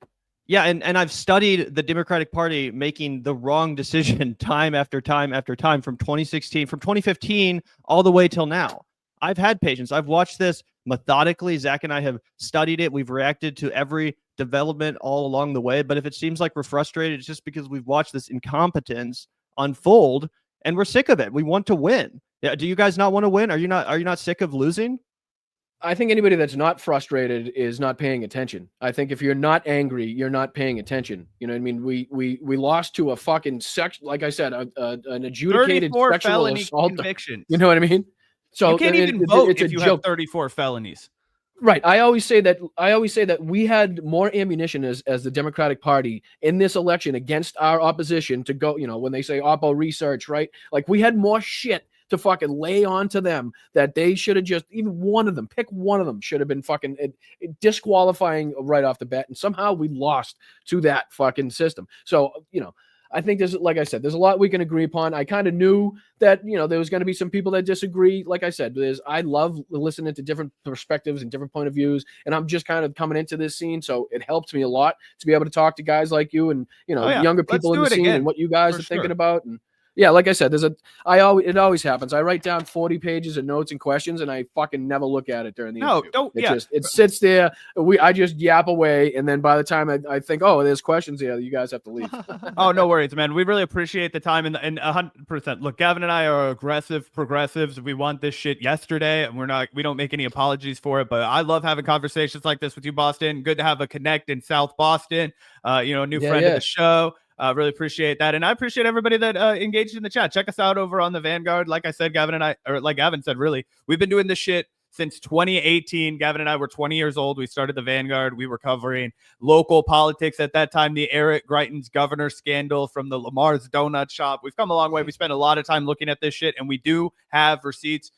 So, even if we disagree, I'm confident that you guys will be like, well, you know what? At least this was thorough. This was not horse shit. But anyway, thank you for your time, Boston. Brian, we really appreciate you having us on. Thank you, guys. And again, 1 hour conversation is not going to get it done. We're going to have to, and again, I think you guys are the type of guys that I literally would, as Cenk says, go have a beer with after we debate. Hell yeah, dude. I don't you know what I'm saying? So I do think there's a lot that we can agree upon. Like I said, there's a lot, like I said, Gaza, Ukraine, fucking trans rights, the whole shebang. I think we're on the fucking same page. It's just how we go about getting a candidate that really supports and represents what the fuck we want to do. So I appreciate your time. I appreciate fucking you joining me, especially on NFL playoff weekend. So I know you guys are probably Chiefs fans. So you got the week off? Chiefs got the bye this week, so we're all all set.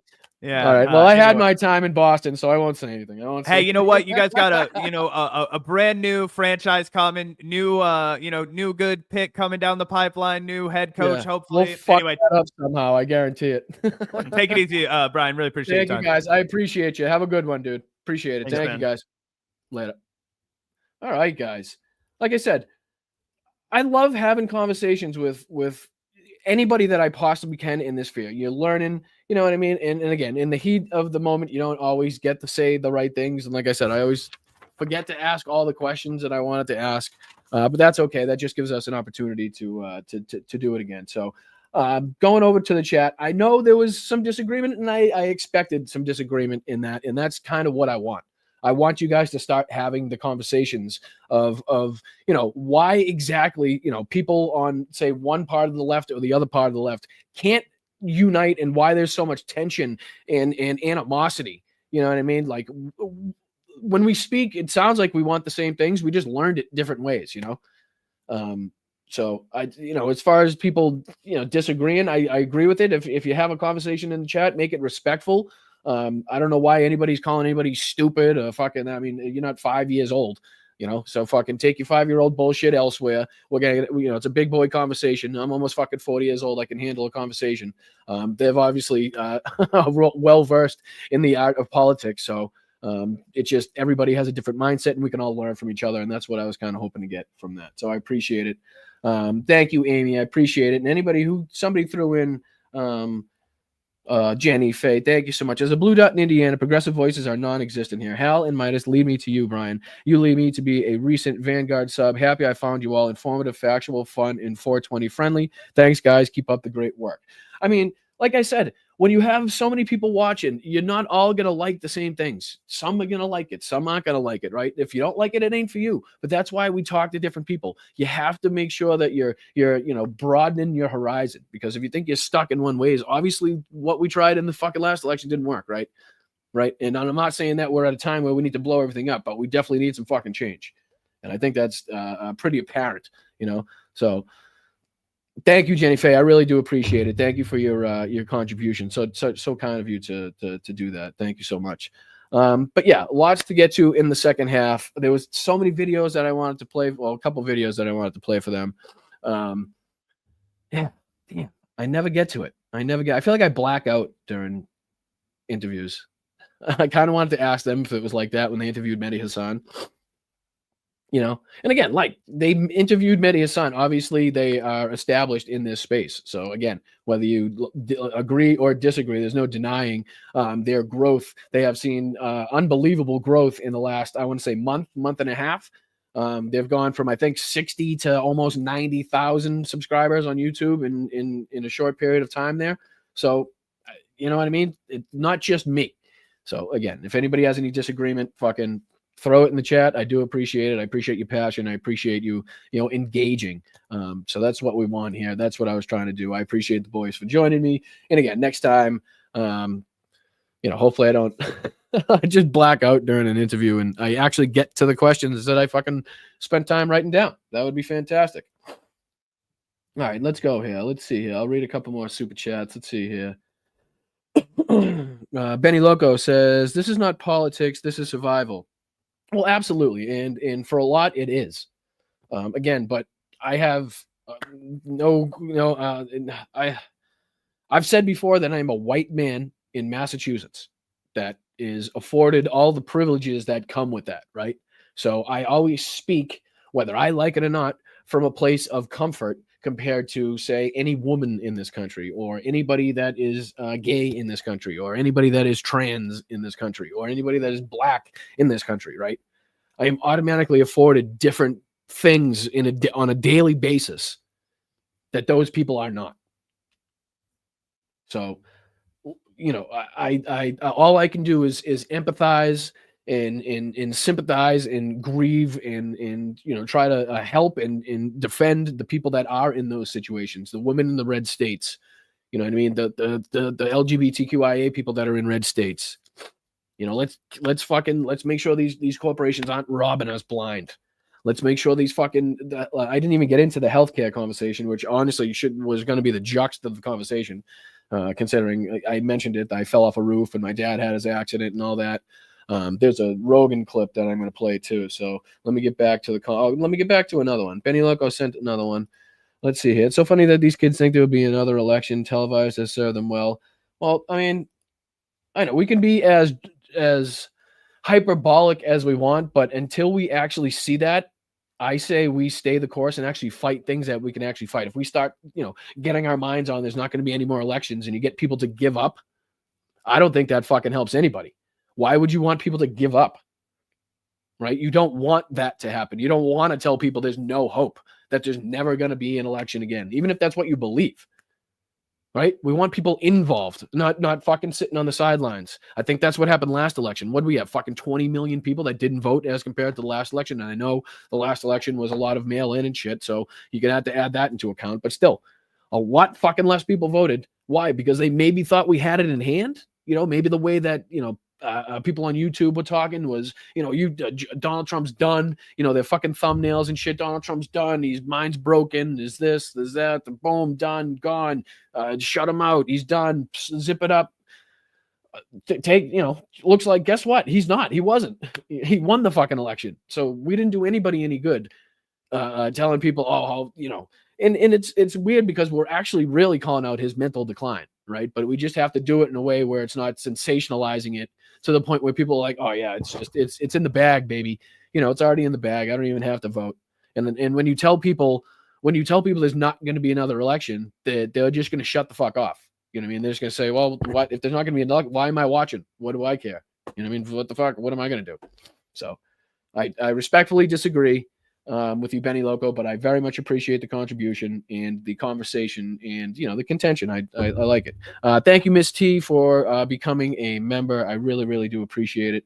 Susan McIntosh, thank you so much for the super sticker. Wes with the Ray Bork already. You've got a good head, Brian Y label. Well, I've said that on this channel before. That's nothing new that I said in that conversation is I don't know how to label myself. I don't know if I'm supposed to label myself or other people label me. Is there a test that I take? I don't like calling myself something if I don't check all the boxes. And then until I see, okay, this is what a liberal is, box, line by line. What does that mean as compared to a progressive, as compared to, I understand socialism and communism because of my studies of World War II, but what are the exact, where do you draw the lines in the sand? I'm not fucking doing that.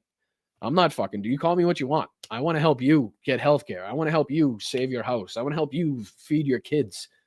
Yeah. You know what I mean? I want just the normal fucking things that a plumber from South Boston would fucking want. You know what I mean? Just to be able to afford a life, or at least to educate the people as to why right now we aren't able to afford certain things, and why things cost so much. You can't have a once in a fucking 100-year pandemic, right? Have it last 3-4 years or whatever the fuck it was, and then expect to have that country recover in the same amount of time as the virus was here, ravaging fucking millions of people. We have to educate the people as to how long, this is going to be a long process to rebuild from what was a fucking devastating fucking thing that happened to this country, right? And what did we do? We did rebuild faster than any other fucking country on earth, right? We did have the fastest growing economy after the pandemic than any country on earth. Credit where credit is due. And that's kind of the basis of my show. I will give credit where credit is due. I don't give a fuck who you are. There are times where Cenk Uygur is fucking on fire, right? There are times when he's on fucking fire and he's spitting fucking facts and he's smashing the debate, right? Unfortunately, those moments are becoming fewer and fewer as time goes by. But I have no problem giving him credit. I have no problem giving Joe Biden credit when he does a good thing. And I have no problem fucking telling him when he does a bad thing and calling his ass out. Again, using the Gaza example. I think it's been fucking horrendous to support what I call an attempted genocide, right? Because they can't seem to fucking accomplish it because they know the world wouldn't stand for it, right? We can only stand for so much. And there's a line that they have to fucking play where it's like, okay, we can go so far, but the public's going to react, right? Why do you think they keep journalists out? You know, why do you think the fucking media is controlled where they can only get their message out?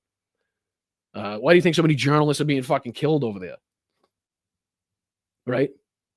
So call him out for that, but also give him credit. Don't completely, this whole America sucks thing. Fucking America, when you go into a conversation and you tell people, America is the worst, we've done the worst shit in history, has the United States done horrendous shit in our past? Abso-fucking-lutely. But does that compare to, I don't know, fucking Mao Zedong's 80 million deaths, Stalin's 40 to 50 million deaths, Adolf's fucking 60 million, Pol Pot? I mean, the list goes on, So to come into that conversation saying that we're the worst is obviously just not true right off the bat. We've also done some great things, so I don't know. I just kind of got on a rant there, but you guys tell me. That's what I was saying in the Vanguard chat. Like I was kind of hoping you guys would tell me, what am I? I've grown up listening to, the Midas Touches, the Brian Tyler Cohens, the David Packmans, the Jesse Dollamores, there's the Kyle Kalinskis, the fucking Majority Reports, Emma Vigeland, TYT. I have a bunch of fucking names written down when I used to watch TYT. Francesca Fiorentini, Jordan Yule, Brett Ehrlich, fucking Lance from the Surfs, John Adirola, J.R. Jackson, Brooke Thomas, Jordan Klepper was on it, fucking Benny Carollo, David Schuster, Adrian Lawrence. Like, these were all the people that made up TYT when I was fucking watching it. So it's just, there's a way to enter a conversation. There's a way to shut people off right away. And we don't want to shut people off right away. Right? Right. I just, somebody said you're a rational person that can think. Thank you, Amy. I don't know if you're talking to me or somebody in the chat, but you are speaking about me. I do appreciate it. Because like I need fucking lanes. You show me lanes to give, and I will fucking I'll pick it. That's not what I want. Nope. I don't want the corporations to have more fucking power. Nope. I don't want healthcare to be a for-profit industry that just fucking literally assaults, just lets people die egregiously. Or it doesn't cover what is obviously an emergency fucking operation, or when it has to do with my dad or me not even being able to afford fucking healthcare. I don't have health insurance right now because I can't afford it. So if something happens to me at work, I'm fucked. God forbid. So I'm not one of these. I know what these people think are liberals, fucking sipping chai and sitting at a Starbucks with their fucking laptop. I think I've seen the inside of a Starbucks fucking once or twice, and that was to get somebody else a fucking coffee. I don't, like I said, I'm a beer drinking, fucking weed smoking, fucking fist fighting back in the day. I'm down to earth, fucking salt of the earth type of guy. You know what I mean? And that's what I want to get across to you people. I'm not I'm not one of these pinky up fucking, everything's paid for. I got money in a beautiful home in a vehicle type of fucking Democrats speaking from a high hill, What is it? That is a Boston thing to say. Oh, such a Boston thing to say. Yeah. And again, I'm not advocating for that, but that's just what it was when I grew up. There was no knives or guns. It was, if you had a problem with somebody, if you had to defend yourself, and am I against war? Yes. Do I think that a country should be able to defend themselves when they're being invaded? Absolutely. Self-defense isn't war, in my opinion. You know what I mean? That's self-defense. That's keeping the people in your country safe. I know we could get into a good conversation with the boys of the Vanguard about, the United States' aid to not only Israel, but also what they thought, what they think about what's going on in Ukraine and the Russia situation. There's so much that we could get into with those guys. And, if you guys in the chat just have some patience and some understanding and can sit there and say, hey, wow, that's a different point of view. And even if you disagree, don't hop right into the fucking chat until you maybe thought about it for a second, right? Because, you know, when we have guests, they can see what the fuck you guys are saying. If you guys are being fucking assholes, then what the fuck, why would anybody come here? So, point of the story, don't be a fucking asshole. That's it. All right. So I'm already yapped for another 23 minutes. I do apologize on that one. Make sure you guys hit the like button, subscribe, share it out. We're on our way to 10,000 subscribers, and I really do fucking appreciate it. We're almost there, you know, and I really do think that, you know, sitting up here doing, what do I do? You guys know what I do. I think it's... I'm standing up here bashing the living shit out of Nazis. Right. And I think anybody that does that deserves at least 10,000 subscribers. So I would really, really appreciate it. Anybody that came over from the Vanguard, I appreciate it and had a conversation, listen to my point of view. Like I said, I hope we can do it again. All right, let's get into, geez, what do we get into now? All right, let's see here. There are a couple stories that I would like to do, so I guess we'll do this one. News of the week. All right, thank you, Guy. Appreciate it. Guy's up there in the attic. That's who does that sound. Thank you, dude. Appreciate it. All right, so let's see here. We got a few stories to cover, and then a couple of clips that I want to play. Obviously, the first one. Oh, that's not. Where am I? I go to this one. Oh, this. There we go. The devastating fires. Obviously, we talked about it at the beginning, and again, our thoughts and prayers go out to anybody affected, anybody nearly affected, anybody who could be affected. Like I said on Hal's show, friends, family. If you got a hospital that you used to go to, a school that you went to, a community center, whatever the fuck it may be, you know, our hearts are with you. It is just absolutely. Let me see if I can bring this one in. Okay, let me get rid of that, and then yeah, you guys can see this. It was weird that they couldn't hear the video that I was playing. I don't know why they couldn't hear that. All right, I'm just going to play a couple seconds of this. We'll catch up on what is the latest news out of California. I got to get a drink. Be right back.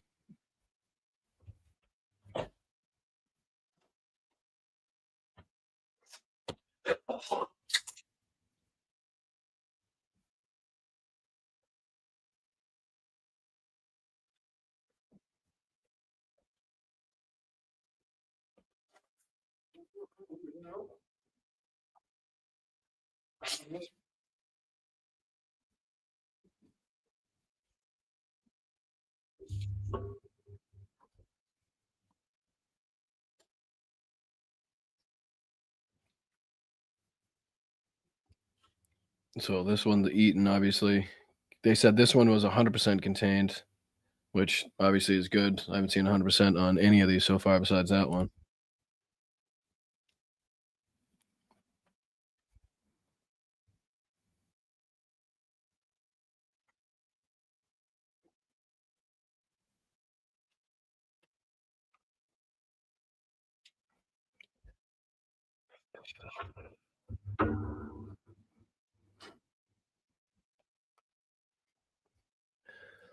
So I think that's now up to, what is it, 16? I could even check live, but I think it was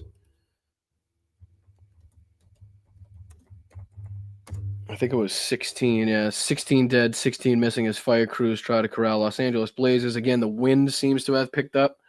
Let's see if they have any videos. I think the one that I have is pretty recent, so I think that we should be okay with this. I think it's just up to 16.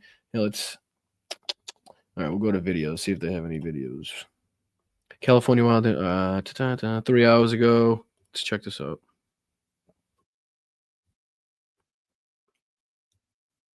Okay.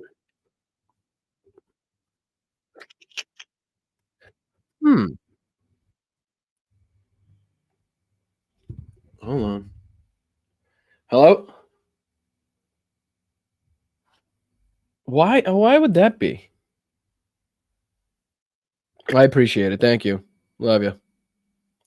All right. So no sound on the videos, which means I should probably be checking the the chat. All right. Let me see. Let me see. Sorry about that. I do apologize. Luckily, I've been yapping the whole time and haven't played much of the videos, and you can hear me. Why wouldn't you be able to? Okay, let's see. Sound, edit screen. Nope, that's it. Let me stop sharing. Present. I'll get it. I'll get it. Settle down. Yeah, thanks, Mel. Mel's like, this idiot. I gotta call him. How's that? Let me see. Tell me if you can hear this now. Tell me if you can hear this. We'll start from the beginning. Over 12,000 brave firefighters coming out to Thumbs up or battle down? Southern California's worst wildfires. Air operations, helicopters are dropping fire retardant over the wildfire in an attempt to contain the blaze. Let's head over to Santa Monica, where we find Fox Weather meteorologist Marissa Torres. Marissa, good morning. What's the latest out there at the start of the day today? So we're approaching, well, did we hit 6 o'clock Pacific time? I think we did. So it's 6:08. So it's an important time, Jane, because this is when that curfew is lifted. We have a curfew that begins at 6 p.m., goes through the overnight into the morning, and that's when these areas are restricted. So from 6 a.m. till 6 p.m., what you're going to start to find at barricades like I'm at now, like we're beginning to see, people coming in and checking with police and the National Guard to see if they can get into their town or into their neighborhood, I should say. So we're in Santa Monica. I have San Vicente Boulevard behind the camera. This is 7th Street, takes you into Santa Monica. You head further off to the west, and you'll head eventually into the Palisades, which we know was devastating. I have a fondness for Bill Burr's ability to just, and I know he said ridiculous shit in the past, and I know probably I've said ridiculous shit and will say ridiculous shit too, but I think he just has a knack for being like, okay, what the fuck is going on?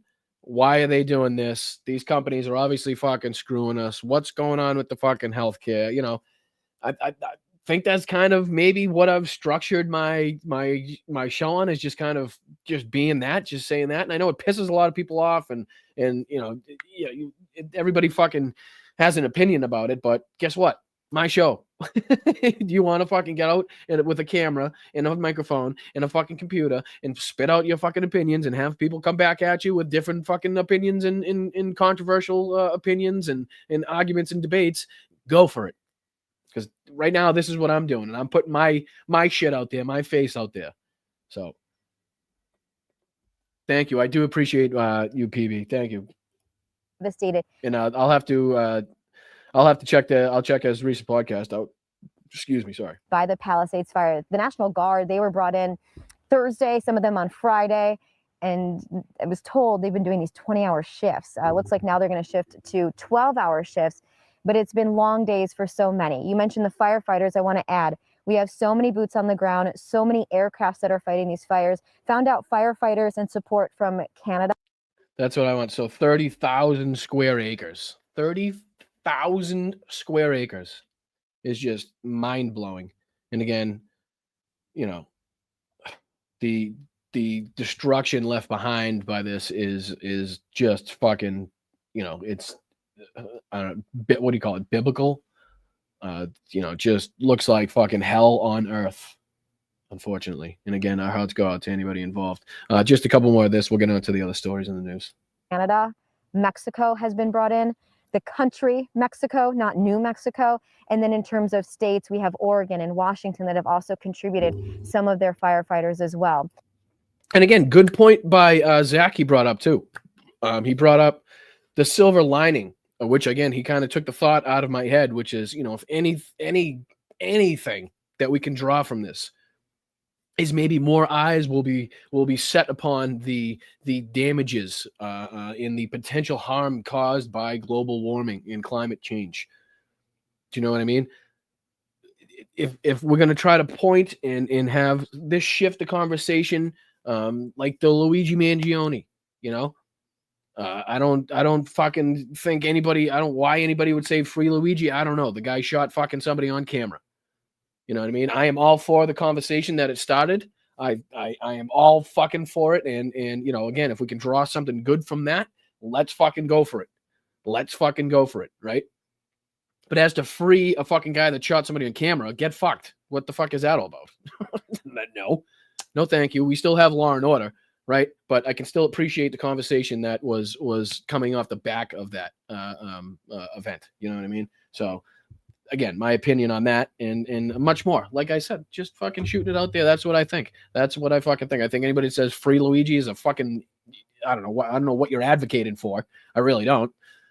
You'd probably have to fucking tell me. But again, what I disagree with the charge of terrorism. I think it was fucking absolutely ridiculous to march him out there with 40,000 fucking cops in battle gear while he sits there with no fucking protection on whatsoever. I disagree with the optics of it. And I think that he deserves to be punished according to the actual laws that he fucking broke. And I think again we can appreciate the conversation and try to take that conversation and mold it into something beneficial to society. That's something afterwards. That's the after effect of it. Let's talk about that last flare up we had, because we do have video from the front lines. That significant flare up early Saturday morning. This flare up is what prompted the expansion of some of those evacuations. Thank you, Mark. I appreciate it. Yeah, get your fucking opinions out, people, but just fucking be respectful. Just because you're sitting behind a keyboard and nobody can do anything about it doesn't make you a fucking tough person, right? Doesn't make you a tough guy. Doesn't make you right. Doesn't make you wrong. Again, my problem is when you say somebody's just wrong, but you don't have a fucking argument to come back at them with, lib, fucking this, that, but you don't say, oh, why am I wrong in what I'm saying?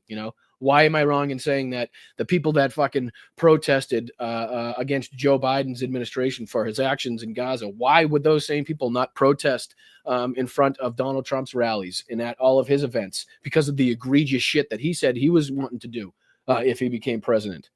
You know what I mean? Why can't we need to balance this shit out? We can criticize our side without, losing sight of the fact that the other side is just a fucking cultish fascist regime that is dead set on taking the rights away from women and gay people and trans people, right? We can do both at the same time. I don't see why we can't. We can't just create this bubble of, oh yeah, you're right, everybody's right, we agree on everything, but then when we get to the fucking elections, we get our asses kicked, right? Well, thank you. Somebody said they believe in me. Are there people in the chat that don't believe in me? Is that what's going on? What about me do you guys not believe in? And I appreciate you, Tracy. Thank you so much. I do. Please hit me. Right. You know what I mean? None of these are. Do I like Santa? You're like Santa? What does that mean? What's up, Michael? What's up, brother? How are you? I'm getting distracted by the chat. I'm sorry. I do apologize. Let's continue with, like I said, I just wanted to kind of get us a better picture on what's going on with the California fire. There's only a couple news stories that I want to get to, and then a couple clips if we have time, and then I'll let you guys go on your football Sunday. Evacuations into Brentwood, into Encino, as well as into Mandeville Canyon. It's critical to point out these are populated areas full of neighborhoods and homes that are all tightly packed together. And you go a little bit higher and through the Santa Monica Mountains into Mandeville Canyon, you lose reception, so you don't have great communication. So we were trying to show those looks yesterday live, but the best we could do was get in there, take video, and send it back. But you're nestled into the mountains is my point. And so that is where we were watching those flames actively burn and spread. In fact, yesterday during one of our live shots out of Mountain Gate, Cal Fire, one of the firefighters came by and said, hey, guys, it could get uncomfortable quick. I don't think we need to sit here and watch somebody else's fucking livelihood go up in flames. I just wanted to kind of catch everybody up on death toll, acreage, what fires are contained, what fires aren't contained, that type of thing.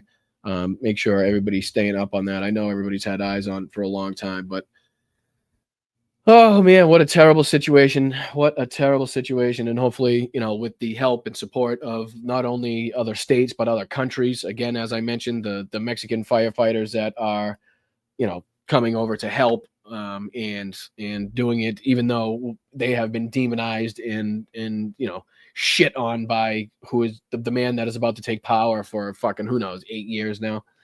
But again, we had this asshole. Trump was sentenced.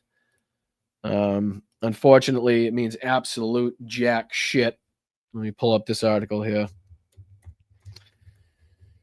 Again, another thing that again, agree or disagree that the Vanguard boys are right on the fact that Merrick Garland's fecklessness and inability to fucking grab the balls of whoever the people are that he needed to fucking focus upon, right? Fucking light a fire into somebody's ass.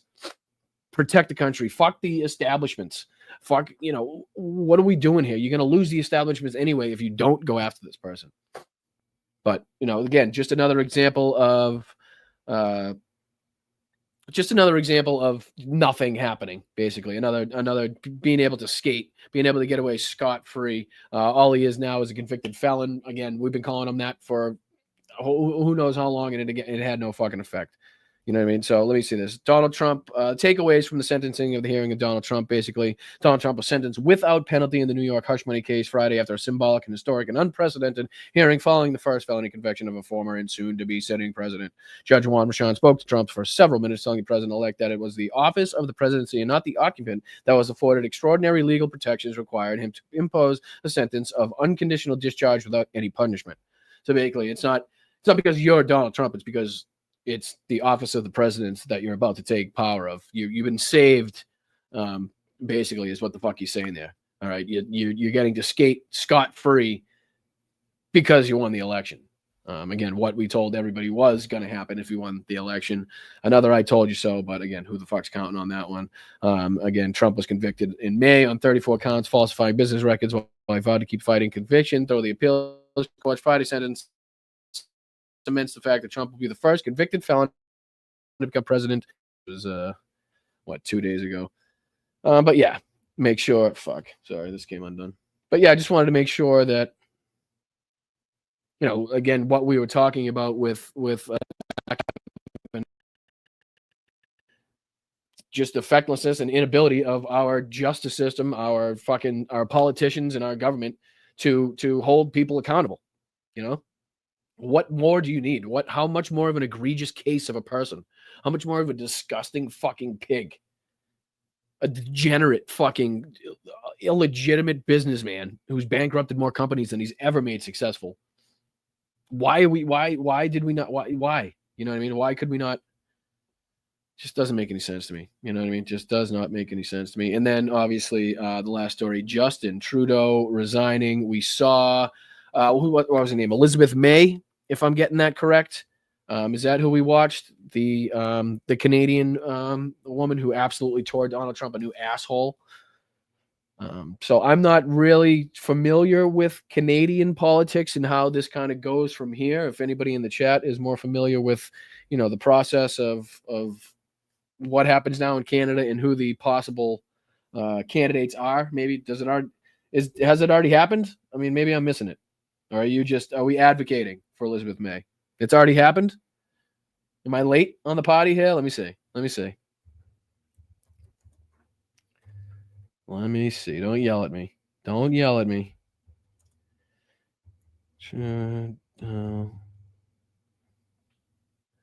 Let's see here. 9 hours ago, 2 hours ago. All right. Trudeau says Trump's comments on 51st state flattering, but a non-starter. Let's see here. Prime Minister Justin Trudeau talks to 51st state. That's not going to tell me what the power is, though. All right, I'll go back to the chat because you guys are probably telling me already. So very generous. Oh, Peter, dude, let's fucking go. You're an awesome, caring patriot, Boston, Brian. 10,000 subs already coming. Let's go. Appreciate you, Peter. Thank you so much. And don't forget, anybody that sends a super chat or hits a milestone on their membership, which you can hit right down below me, it's $1.99. I'm really terrible at telling people to do it. But if you just hit that join button, like I said, $1.99, cheapest thing you'll buy all fucking year. I can guarantee you that. You can really help the channel. There's also patreon.com/Boston Brian. 3 great tiers with different perks. Everybody gets a Zoom call that we fucking hang out on and chill on. I'll tell you about the dates on the January ones coming up. And you can do merch too, also at getdemshirts.myshopify.com. Just some of the most fantastic merch from any channel, I guarantee, under 10,000 subs that's ever existed. I can guarantee you that much. Mel has done a fantastic job, not only with the merch, but also with the graphics and basically everything else with the show that doesn't have to do with me talking on camera. So I appreciate Tiffany. Thank you so much. I appreciate Mel. Thank you so much. And yeah, I was trying to figure out what is the next for that. Let me see here. Let's see. Justin Trudeau's own walk in the snow launched a historic week in federal politics. Let's see here. Is this going to tell me, for those watching, the 23rd Prime Minister announced his pending resignation as Liberal leader and Prime Minister on Monday. To contrast, couldn't seem more stark. Trudeau delivers news following his own in the snow to the podium outside Rideau College. After pages from his farewell speech blew away in the icy wind, I saw that. I'll wing it, he said. Let's see here. Does it tell me Tyler Meredith, a former economic leader, and Trudeau, the 2009 Liberal President, said Trudeau's exit follows a common pattern for political leaders bowing out at the very last minute. We've seen that before. We ever heard that before? I'm trying to figure out, what's supposed to happen now. Two of the perceived Liberal leadership frontrunners, Finance Minister Dominic LeBlanc and Foreign Affairs Minister Melanie Joly, have ruled themselves out of the running for the Liberal leadership of the focus of the cabinet responsibilities and responsible for the tariff threat. So who the fuck?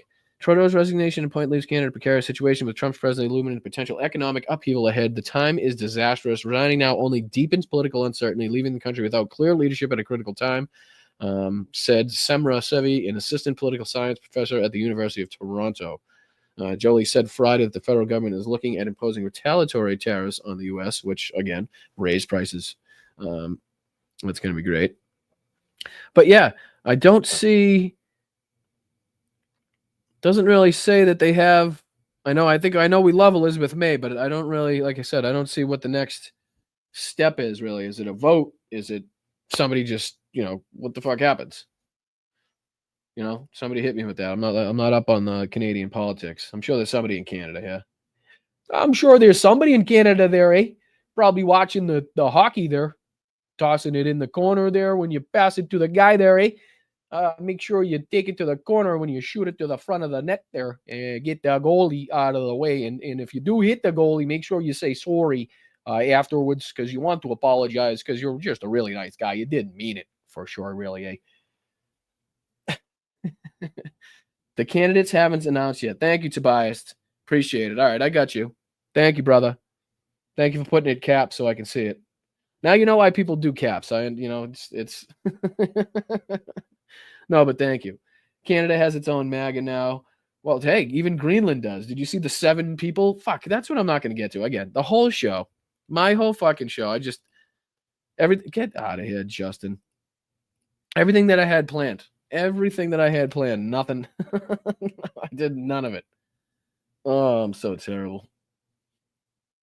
I'll get better at it. It's just, once the conversation gets going, I'm just, you know what I mean? And then by the time I think of it, it's over.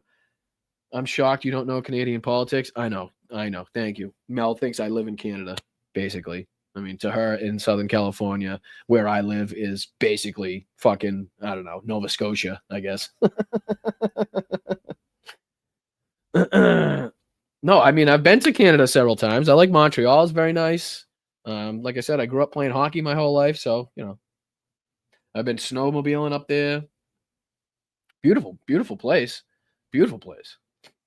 Yeah, that's what I was going to show. Let me see here. Maybe I got 15 minutes left. Maybe we'll get into a little bit at least. Let's see. God damn, I'm so dumb. Look, I honestly had so much to ask. Nope, that's not what I want. Hang with me. Let's see here. It's either this one or... Oh, that's the Newsmax one. Newsmax. Greg Kelly. Is this the one? No, because that's on YouTube. Oh, here it is. I think this is it. We'll just watch a couple minutes of this, because I really wanted to call out some of the bullshit, and I want to... What is this? I'm just... Let me get these... and then I'll share it with you. Shut up. Apologies. All right, so this is Don Jr., and I'm going to put this... I wonder if I can put this up on screen at the same time, because there's a website that Mel gave me that everybody should be checking into, especially if you're hearing just ridiculous nonsense about the fires going on and the lies. Let's see here. I know Mel sent it to me. I think these are the facts right here.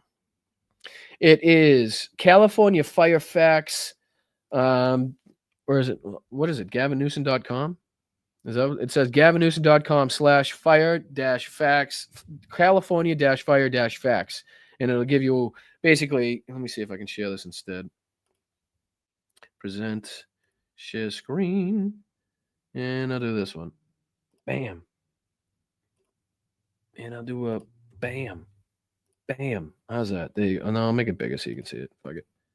So these are just some of the things here. You know, California cut firefighting budgets. Fact, the number of California firefighter personnel has nearly doubled since 2019 from 5,829 to 10,741. Fact, Cal Fire budget has nearly doubled since 2019, $2 billion to $3.8 billion.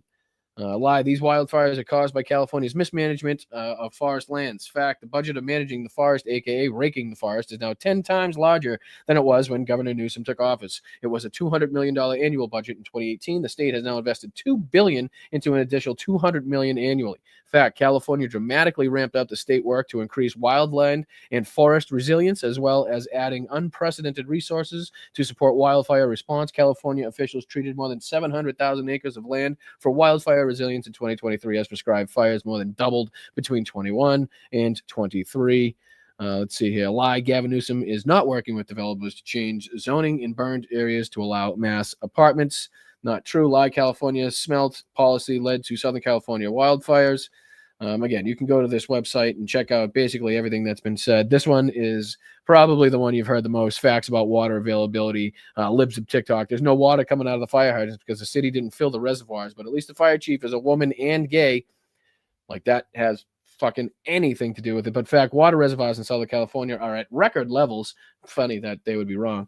There is no shortage of water in Southern California. Wildland firefighters don't use hydrants. They use water tenders, and that is what has been used to ensure continued water access. 3 million gallons of water were stored in 3 large tanks for fire hydrants in the area before the Palisades fire, but the supply was exhausted before. Because of the extraordinary nature of the hurricane-force firestorm, the governor has called for independent investigations and the loss of water pressure to the local fire hydrants. Like, I guess they cut the power, which cut the generators, which was pumping the water. You know, so basically somebody fucked up somewhere. It doesn't mean that they weren't, prepared. Somebody just, I think, fucked up. I think they flipped the wrong switch, so to speak. You know what I mean? I think they didn't mean to flip that one. they shut all the pumping of the water off, basically. So, but now keep all that in mind. Keep all that in mind as we listen to this asshole, right? And I'm only going to do a couple minutes. I won't keep you too long. We only have a few minutes left anyway. Nope, I don't want to hear the intro. I want to hear this asshole. And play.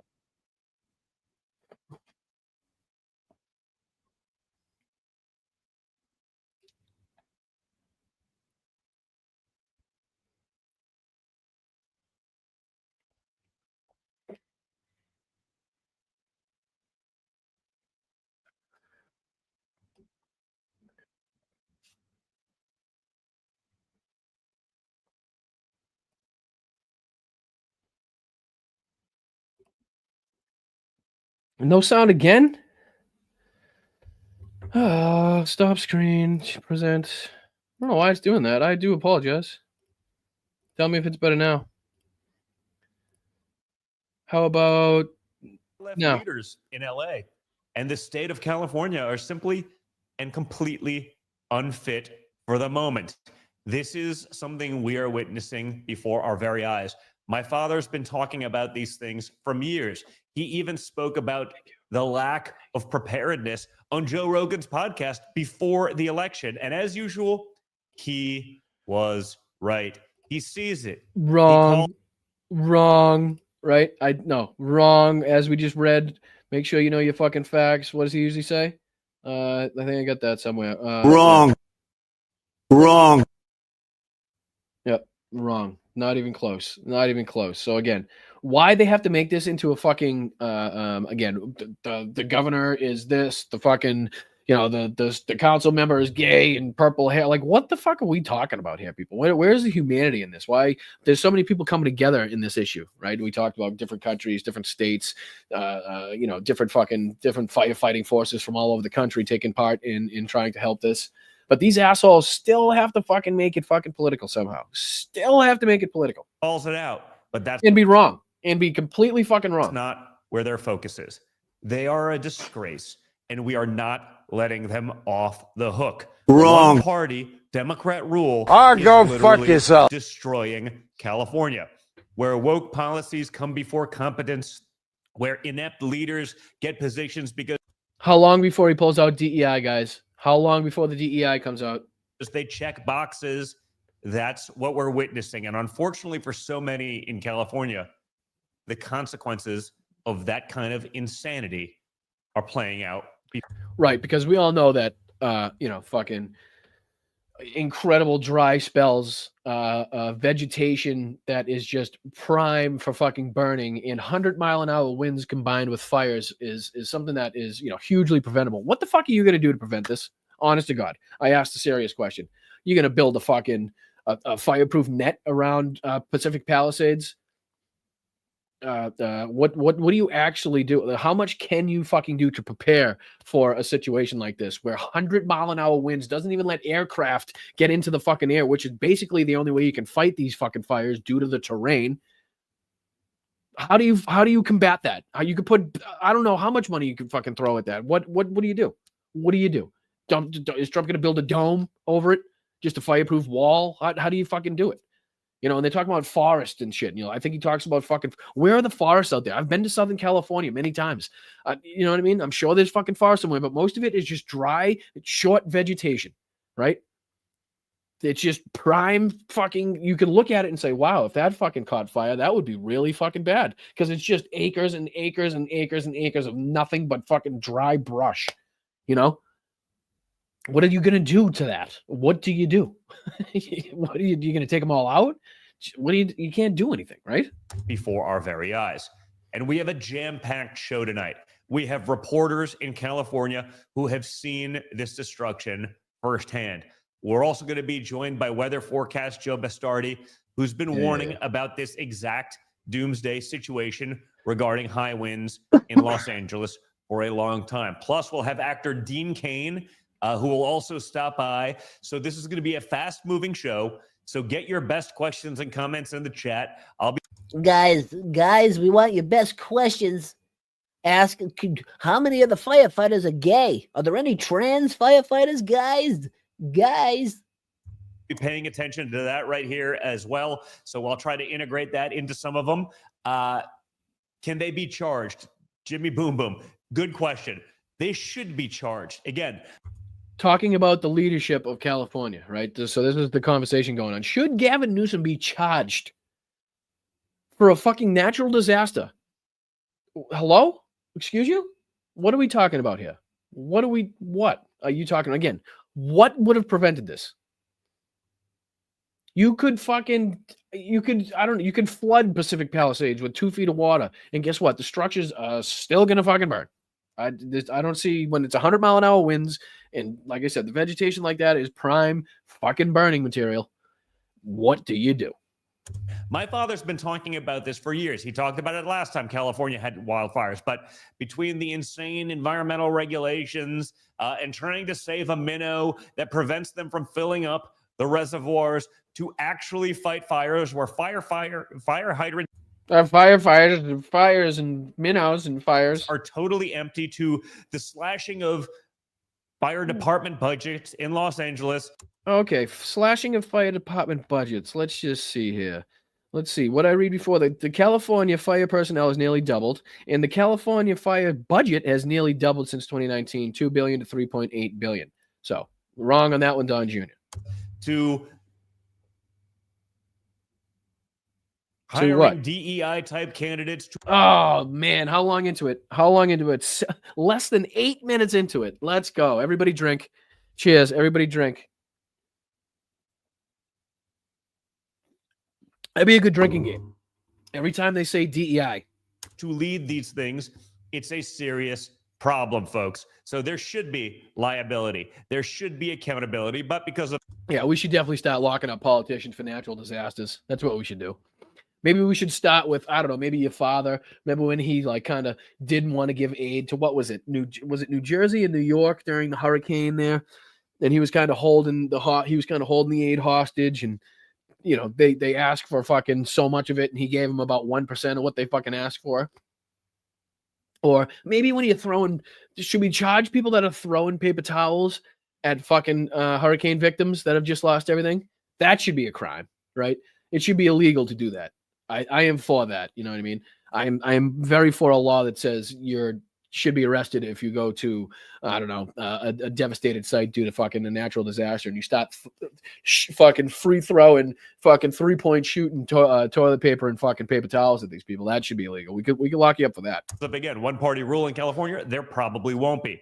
Guys, make sure you are liking, sharing, and subscribing so that you never miss one of these major episodes. And remember, you can get triggered on Apple. You can get it on Spotify. If you missed the show here on Rumble, shut the fuck up. Your friends can get it there. Make sure you're checking it out there as well. Or if your friends get their podcast that way, make sure they are subscribed so we can get the word out.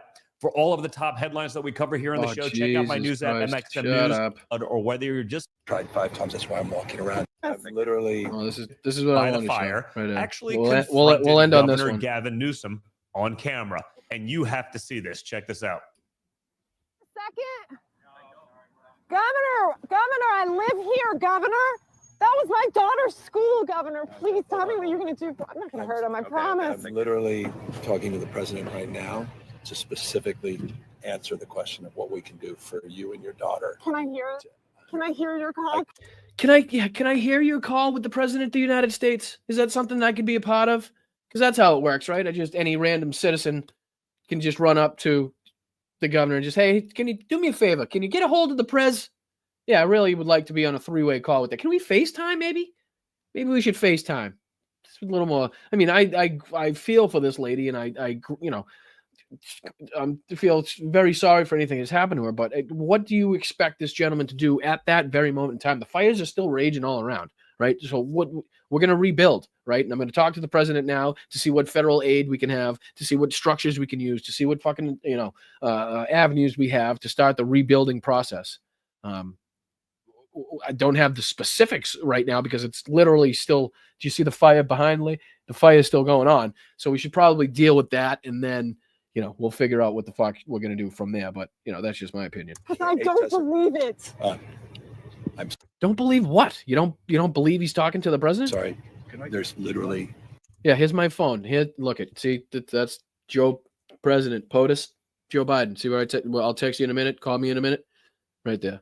That's where it's tried 5 times. That's why I'm walking around to make the call. And again, as everybody in that area probably knows, cell service is fucking spotty at best if you're in these areas. A lot of people are using Starlink and shit just to get their broadcast out.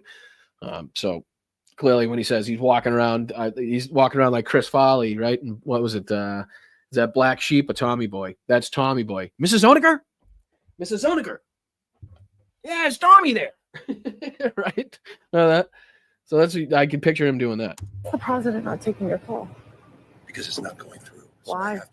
Why is the president not taking your call? Because it's not going. See where it says I've tried 9 times? Yeah, there's no service. Why? Because of the fucking fire, lady. What the fuck? It's cell service. So let's get it. Let's get it. So let's get it. Let's go. Where is it? Is it over here? Is that where the service is? Show me where the service is. What does it look like? Is it a thing? Let's walk around aimlessly until we find it. Actually, what I should do is I should probably take up more of your time right here and not allow you to get the shit that you need to get done. That's what I should probably do. I want to be here when you call the president. I appreciate it. Yeah, I want to be. Are you having lunch at any time today? Can I be there as well? I'd like to be there when you, I don't know, shave in the morning too. Can we do that? Is that possible? Please. I'm doing that right now, and it's to immediately get reimbursements, individual assistance, and to help you. I'm devastated for you. So. Reimbursements, individual assistance. So he's explaining that this is what right now I know the avenues we could take. As to specifics, that's what I'm trying to get a hold to the president. That's what we're doing. Sorry, especially for your daughter. I have 4 kids. Losing everyone who went to school there, they lost their homes. They lost 2 homes because they were living in one and building another. Governor, please tell me, what are you going to do with the president right now? We're getting the resource. Is that mask over your ears, lady? Maybe I know it's been loud and the fire crackles and the helicopters and shit, but you're going to have to take the earplugs out. All right. you have a mask. I don't. You should be able to understand what I'm saying is that I'm going to leave now to try to get fucking cell service so I can get a hold of the president of the United States to answer these questions that you asked me just 9 times again now that I couldn't possibly have the answers for now. Sources to help rebuild. Why was there no water in the hydrants, Governor? That's all literally. Is it going to be different next time? It has to be. Has to be. Of course. What are you going to do? I'm doing To fill everything the I can. hydrants. I would fill them up. What are you going to do next time to stop this fucking natural disaster caused by years of abuse of the climate and acceleration of the climate? What are you going to do to people that like me that don't believe that climate change is real? But I'm going to sit here and fucking denigrate you for again, this natural fucking disaster. Personally, you know that. I would fill up the hydrants myself. But would you? That's practical. That's practical. You got a bucket? Who's got a 5-gallon bucket?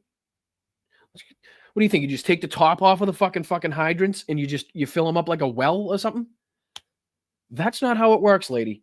And I do apologize. But Don Jr. is using your grief right now, using your mental state that you're in because of the grief that you're feeling, because of the anguish of what you just lost. And again, I feel for you. But again, it's now being used as a propaganda style. What is it? What do you want to call it? Interview, piece, segment, whatever the fuck you want to call, interaction. Just want to make it clear because that's why I'm calling you out. I'm not calling you out and I'm not trying to, I'm not doing it just because of your situation. It's because of Don Jr. using this situation to propagandize what is a devastating situation in a natural disaster caused by what we know is years of abuse and acceleration to the climate. So again, just want to make it clear. All right. So I've already gone over. I do apologize. Let's get into the super chats. Wow, you guys are fucking generous. I do appreciate it. Oh, thank you, Mark. Thank you, buddy. And I appreciate you today. I know today was probably a little bit more contentious in the chat. But again, I don't know why anybody can't get their point across while also being respectful of the guests that I have on the show. I mean, if you want to watch a show that only has fucking people on it that you agree with 100%, I'm sure there's shows out there you can watch. I'm sure there's something you can find, but this ain't it. All right. This ain't it. If you want something, if you want to hear fucking somebody talk and you're always going to agree with what they say and they're never going to push back on anything, you're watching the wrong fucking show. That's all I can say. I don't know how more blunt I could possibly put that. I am unlike anybody on this earth. I don't think I fit or into any mold or any one specific category. I've never met anybody that really is exactly like me. So nobody in the chat is ever going to fucking think or feel or believe or have the same, exact ideals. But that's not the fucking point. If we're going to stick on that point, then we're always going to be divided. But if we could figure out the places where we agree and don't be assholes in the fucking chat, then guess what? We can work together. We don't have to go out and fucking have beers. But as long as we are focused on the same fucking outcome, right? Defeating fascism, defeating MAGA, defeating fucking the Republicans in their agenda, defeating Project 2025, right? We can do that while at the same time we have to call out our leaders for their missteps, for their mistakes. You have to hold people accountable. You have to hold people accountable.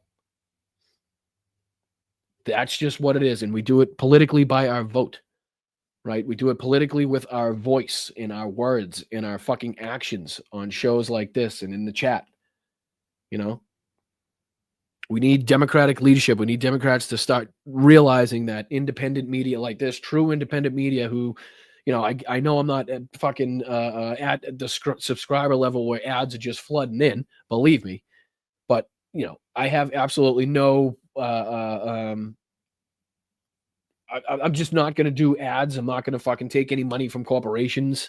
It's all going to be built on you guys. And I hope to make that happen where I can be insulated from the bullshit and not have to say things according to who I'm representing or what company has an ad on my show. I don't want to curtail my fucking voice because somebody else wants me to speak in a certain way. Nobody's ever told me what to say. Nobody's ever told me not to say something in this sphere. I've never been controlled. I've never been owned. I've never been bought. So this is 100% pure me, and you may agree, you may disagree, but if it's entertaining for you, if it's something where you can come in the chat and have, civil disagreements or find, places where we agree on people, then some people are basically saying, fuck off, Boston Brian. That's all right. That's all right. I mean, they're in my space, so I guess they're the ones that would have to fuck off, right? So, again, if you can tell me in any way, shape, or form how I've been wrong or anything I said, or what you disagree with anything that I've said, I'm more than fucking happy to hear it. More than fucking happy to hear it. So if anybody's got something to say, speak the fuck up. Speak the fuck up now or forever hold your peace. Bitches.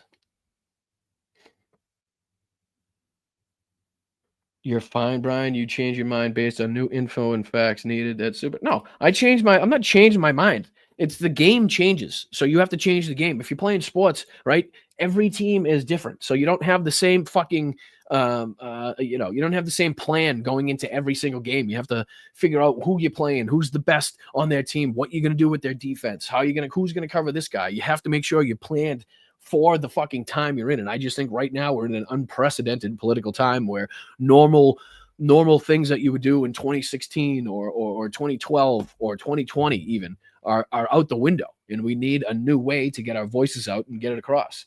And again, if everybody just wants to sit here and be like, oh, the Democrats are great and everything's fine and we only have one enemy, then we're never going to see what's going on behind our backs. We have to make sure we're holding our side accountable, holding our team accountable, right? Make sure our house is intact. Make sure our house is fucking ready to go before we go to battle. We don't go to battle with people we don't trust. We don't go to battle with people that we think are going to fucking help the enemy, right? Or capitulate when it comes down to it. We want a strong, battle-hardened group of people that, again, I've never played on a team in my life where every single person on that team I liked. Right? There are some people on the team you fucking despise, but you can recognize their talent and you can recognize their ability and their position on the team and they're good at what they do, right? So why don't we take that mindset into politics, right? You don't have to like the fucking people, right? You don't have to agree with the way they do it. Like I said, I'll just pick Pac-Man, right? There are certain things in his politics that I fucking very much agree with. There are things in his politics I very much disagree with, right? But I don't think he's the type of guy that I would hang out with after the fucking show or go have a beer. I don't think he's that type, right? So again, I'm different than him. So I'm going to fucking obviously find other people to watch and that go with those things that I like that differ from Pac-Man and shit. So that's why I like bringing in new people, and I'm going to continue to bring in new people, whether you guys like it or not. If you don't like it, there's multiple other places you could be. And if you do like it, I really appreciate you being here. Thank you. New to your broadcast. Thanks for the content. Well, thank you very much. I appreciate it. I appreciate it. Love this. Thank you, Lightfoot. Appreciate you guys. You know what I mean? There's always that guy in the team where you're like, oh, I fucking can't stand that guy, right? Like you fucking despise him in school. You wouldn't never hang out with him. But guess what? He's a great goalie or he's a fucking unbelievable defenseman. So it's like, all right, I'll deal with him because he benefits our fucking team, right? Our team needs to be strong in different ways. Again, a football team has tall people, short people, fat people, fast people, weak people, strong people, whatever it is. It's all filled up with different characters and different shapes and sizes. And the people on the team have different beliefs. But guess what? They come together as a unit when they need to. They come together and they fucking look at the opponent that they're going to and they build a plan focused on that opponent. And right now, our opponent is MAGA, Donald Trump, Project 2025. Right. And we need to get our fucking team in order and we need to get a fucking plan together as to how we're going to combat what's about to happen. I don't think that's fucking radical. I don't think that's something that anybody should disagree with. Honestly, in my opinion, if you do, God bless you.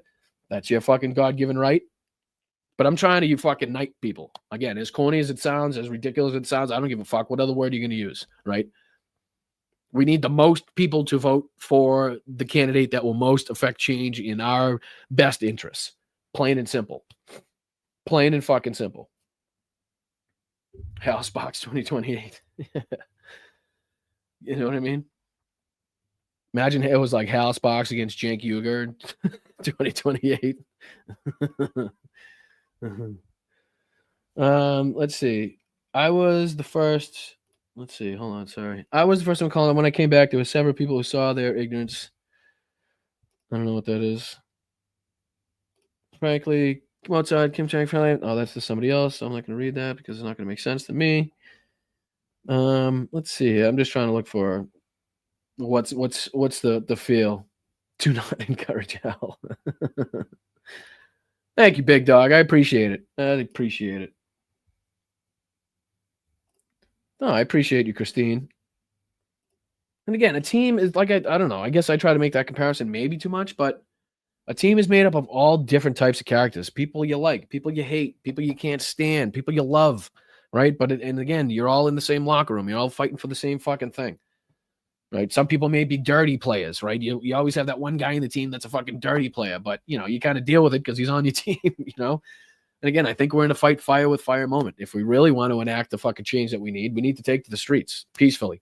I think that's the only way. And unfortunately, that's what it's come to, because we cannot trust the systems. We cannot trust the establishment to do what is right. We cannot trust them to lock up criminals who have stolen from this country, who have tried to overthrow elections in this country, who have denigrated and disgraced this country to the umpth degree. Yes, Pats fan, peacefully.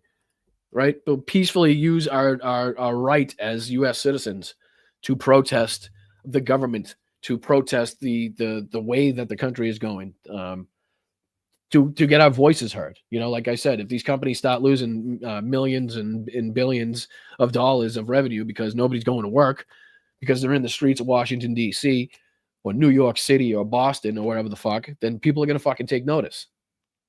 You know? What it's going to take is it takes the eyes. We're going to have to take the eyes of the country and put it upon us. You know, like the way the eyes of the country are on these fires right now, right? If we do something drastic and fucking radical and make fucking change, it's going to cause a stir. It's going to create fucking the coverage that we need, you know? And maybe it doesn't work that time. Maybe we need to do it fucking 5, 6, 7 times. Shut this fucking place down. Shut it the fuck down. We have the fucking power. We are the ones that break our backs every day to make this fucking country run. Not the CEOs, not these fucking big corporations, not the fucking board members. Us, you, me, Gavin, Zac, the people that fucking work. I know Zac was a bartender. Fucking, I grew up working at the Cheesecake Factory, doing construction, fucking plumbing, you know? So, Celtics lost. Thanks. I appreciate it. Anyways, all right, let's look at the super chats. I do appreciate it. Thank you, Seha. Pre-show super chat. Seha's been here fucking first every time. I like it. Appreciate you guys. Thank you so much. Flush. What are you playing? Poker? Huh? Old poker? I love poker. Patrick, thank you so much. 10 months. Let's fucking go. I can't even believe I've been on that long. Let's fucking go. How long have I been on this? That's a good question. That's a good question. Who's the longest? Thank you, Patrick. I appreciate you. Thank you, Sally, for the 5 gifted. Jenny Faye, thank you so much again for your generous contribution. What an unbelievable. Oh, get this guy out of here, by the way. Anyway, sorry, I didn't mean to say it like that, but I didn't want to talk next to him. But thank you so much, Jenny Faye. I do appreciate your contributions. It really, really goes a long way to help this channel. Benny Loco, thank you so much. I think you had another one here. Benny Loco, thank you so much. Miss T, thank you so much for becoming a member. Susan, thank you so much. Wes, thank you so much again. Vegas Larry, $5 super sticker. Thank you so much. Left Wing Gorilla. We need Ben Winkler to win the DNC chair. Again, that's the thing. We just need candidates. That's, you know, I know everybody has their idea, but we all need to say, hey, okay, well, we'll run ourselves, you know, fuck it. You know, we're gonna stop doing shit ourselves, I guess, in this fucking country. They ain't gonna do it. I guess we need to fucking take the reins. Thank you, Left Wing Gorilla. I do appreciate you being here. Let's see here. Asa, CFO of Enron from New Hampshire. Hoping more of the left is like Bill Burr. Absolutely. Without the extra controversial shit. You know what I mean? Thank you so much, Sheldon. Benny Logo, thank you so much. We appreciate and believe in you, Brian. Thank you so much. Let's see here. Candy Anderson, you're just dandy, Brian. Just dandy. Let's see. I think I have that somewhere. Yeah. I'm just dandy. I got a bowl of chocolate pudding in my underpants. Gets me every time. God, I miss that guy. God, I fucking miss that guy. But thank you, Candy. Appreciate you. Mende supporting independent media. Thank you so much, Mende. Really, really helps. I appreciate. Oh, Peter, thank you. Go. Let's go. You're an awesome, caring patriot, boss, Brian. 10,000 subs already coming. Let's go. Peter, thank you so much. I mean, you come in here and you really, really help this channel come along in a big way every time that you stop by. And I really do appreciate that. I want you to know it is very much noticed. Tobias, thank you so much. I don't know any of our Canadian SCOTUS members, but they have cool outfits. There you go. What are they, hockey players? The Canadian politicians skate to work? They just fucking lace them up the tooks. Huh? Couple bowers. Get into work. It'd be fucking sweet, actually. Roxanne, hold on. Ricky, thank you so much for the 10 gifted. Oh, bless your heart. I do appreciate you so much. That is incredibly nice of you. Thank you, Ricky. Really, really nice. And anybody that does receive a gifted membership, make sure you thank the person that gifted it to you. It's just a nice thing to do, right? Just the fucking nice thing to do. It is somebody coming out of pocket for you to make sure that you maintain a membership in this. And again, if you do get one, make sure if you find yourself still watching after a month, you continue to re-up on that. It would be very much appreciated. Like I said, it's $1.99 a month. There's nothing you could possibly go out there right now and buy maybe a couple Tic Tacs, not even the whole thing. Maybe that little one that Donald Trump likes to show at his fucking speeches. Remember that little stupid fucking Tic Tac thing that he used to show? Good Lord, how is he going to be fucking president again? Oh, man. Sheldon, thank you so much. Big Dog, thank you so much. Jen, how are you? Appreciate it. What's it say? Sudi MIA? I hate when I don't know what they mean. Happy New Year, says Gino. Appreciate you, brother. Right back at you. Rachel Atwood, can we get Presley in the Senate after Markey? Let's see here. I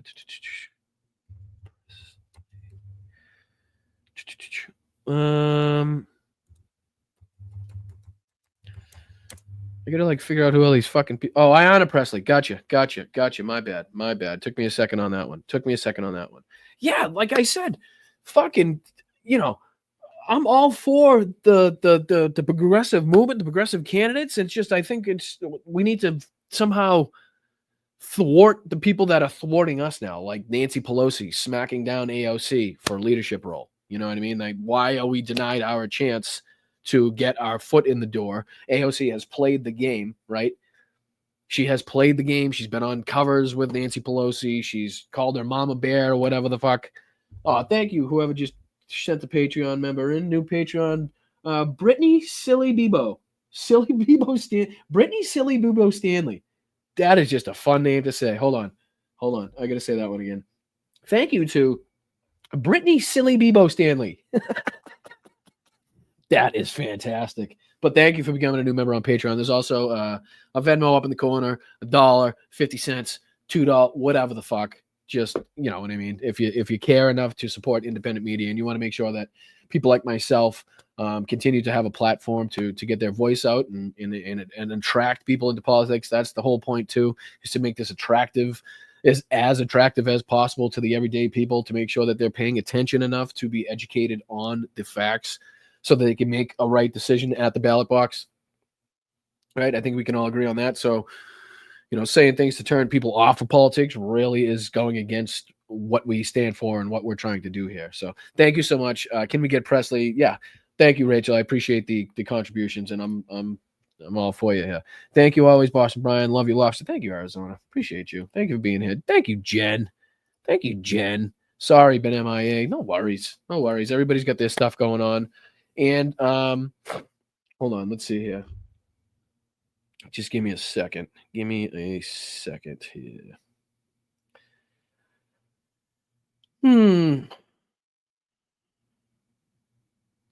Let's see here. I don't even know. Can we all yeah, I think it'd be nice if we did. Can we all send Tanya some love, please? I very much thank you for being here. As you go through what is obviously an incredible, difficult time. So I really, really, really do appreciate it. Yeah, just send our love, thoughts, and prayers. I'm not going to get into too much of it. I don't want to divulge anything that shouldn't be divulged, but just make sure that you are keeping her in our thoughts and prayers, and making sure that we are behind you in every single way that we possibly can. And if you need anything, I'm here for you. You can email me, text me, that. Just let me know. So I very much appreciate you and everything that you do for this community. So thank you. Let's see here. I did that one. Christ, I'm lost now. I already lost it. Is it this one that I just did? No, that's not it. Ricky, Roxanne, Sheldon. What the hell? Oh, it's right here. My bad. Gotcha. I've gotcha. I gotcha. Thank you. Another fantastic show, Brian. Thank you, Sheldon. This one, here it is. Silly Bebo. Hey, Brittany. Thank you so much. Appreciate you. It really isn't funny. I'm sorry. Is that a screen name, or is Silly Bebo like your real? Is that a real thing? Because I don't want to be. I'm not mocking it. I promise. It's just really, really fun to say. It's a good time. That's what I'm trying to get across. But I'd love to know if that was like a born name, right? But I will let you guys go. I do appreciate it. Thank you guys for, everybody that was respectful, everybody that did allow a conversation to take place. And again, I'm new to this. I am still trying to get better at, interviewing people and sectioning it down so that we can, make cuts out of it and, stay in one single direction. I know sometimes I kind of, what they say something, which makes me think of something, which draws me off track. And then, like I said, I never get to the questions. But, like I said, I'm new to this. Let's see here. It's my screen name. It's a hybrid of me being Silly and Bebo, a nickname from my parents. Do you understand how crazy that is? Because my name being Brian, my dad used to call me Bebo. Bebo. So it's hilarious and also really crazy that I didn't think anybody else was called that. But yeah, again, speaking of my dad, hi dad, love you. Hi mom, I love you. Hi Tim, Kel, love you. Mel, Logan, love you guys. Just figured I'd get that out there. But I'm gonna let you guys go. I do appreciate it. Yeah, we're hoping to. Well, actually, what's next week's date? Let me hold on. Excuse me. Excuse me again. Let's see here. We did that one. We got this. Martin Luther King Day. What's this one? Oh, so the 19th. So next Sunday show, we got our Wednesday show during the week. And then next Sunday show, we're going to be speaking with Brittany Page, which I am really, really looking forward to. It's really good to get, not only a woman's perspective and a woman's point of view on these things, considering all the dangers that women are facing and the strains that they're under right now in this country. But also just her knowledge in, politics, and not only that, but her what do you want to call her generosity in helping and what do you call it? Volunteering. She's just a really, really smart, educated, down to earth, really easy to listen to. I very much advise you to subscribe to her channel, as well as Jesse.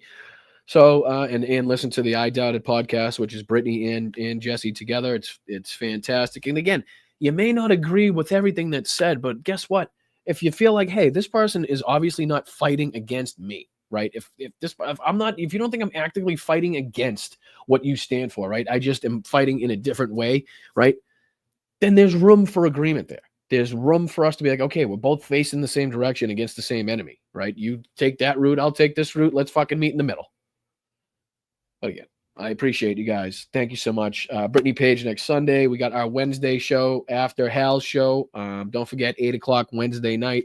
I really do appreciate it. Let's do the Zooms just to make sure everybody's informed. The Zooms are going to be January 13th, which is Monday night. And then the 27th for the VIP is also a Monday night.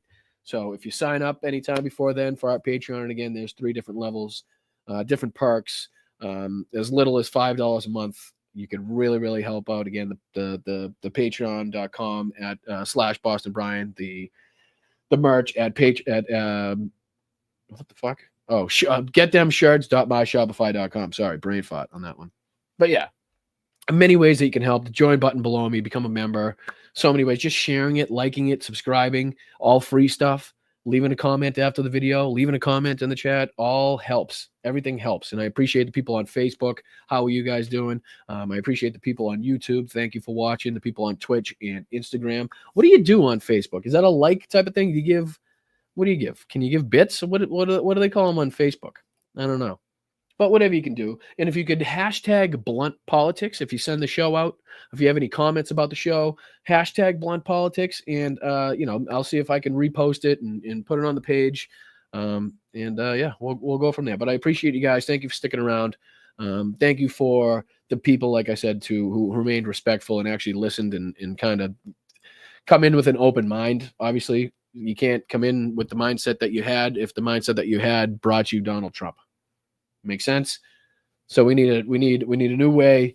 We need messaging is big. So thank you, Mark. Thank you, Tiffany. Thank you, Tanya, very much. Thank you, Andrea. What's it say? Housebox doesn't show stars anymore on Facebook for my account. I'm having trouble with Twitch and I think Facebook on like monetization. To tell you the truth, I don't know what hoops I have to jump through for that. I feel like I should be at the point, but I think I'm kind of at a wall with that one. But again, if you have Facebook, make sure you sign up and subscribe or join or follow Blunt Politics.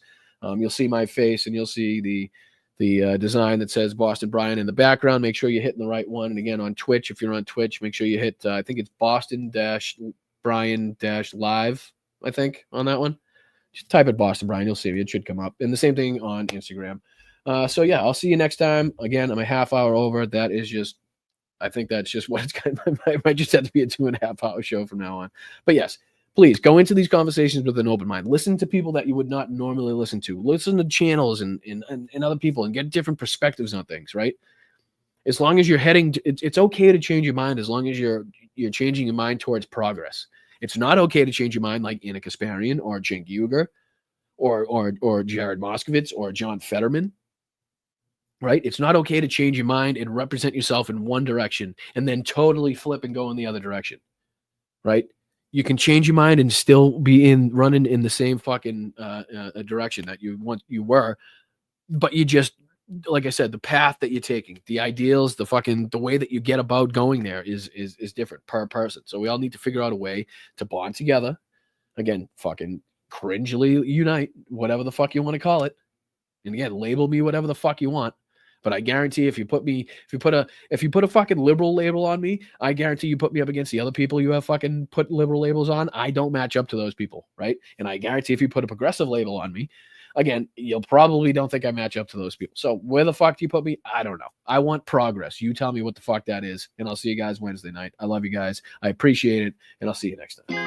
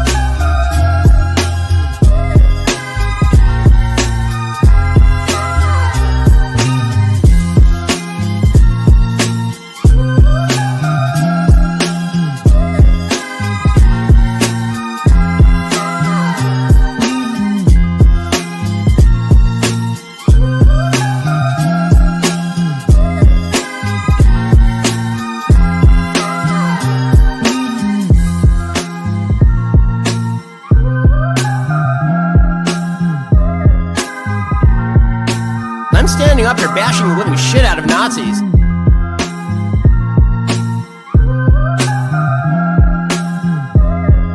the hell was that all about? I'm just an average guy who read public documents where the elite said they were going to enslave us and destroy America. And I'm not going to be like yuppies to come and deny the threat to my country. I'm going to fight back.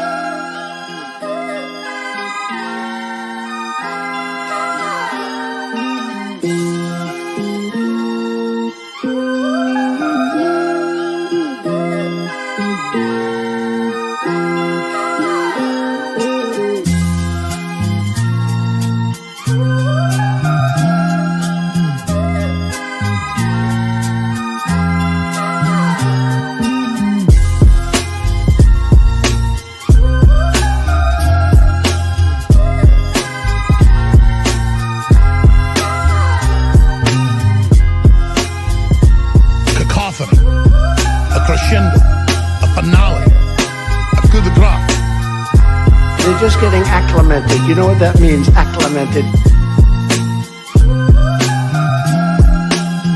He says rectum damn near killed him.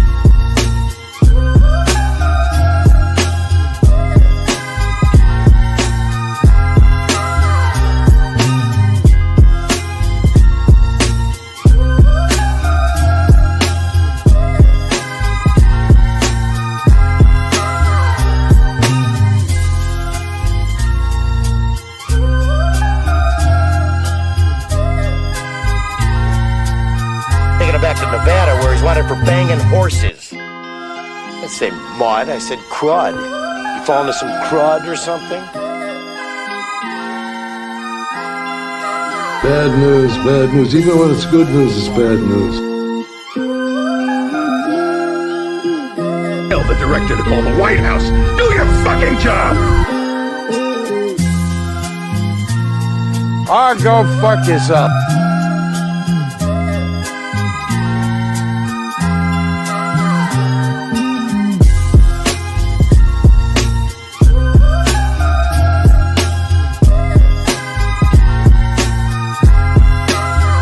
Thank you so much, guys. I appreciate it. Thank you, mods. You guys rock. Have a great weekend.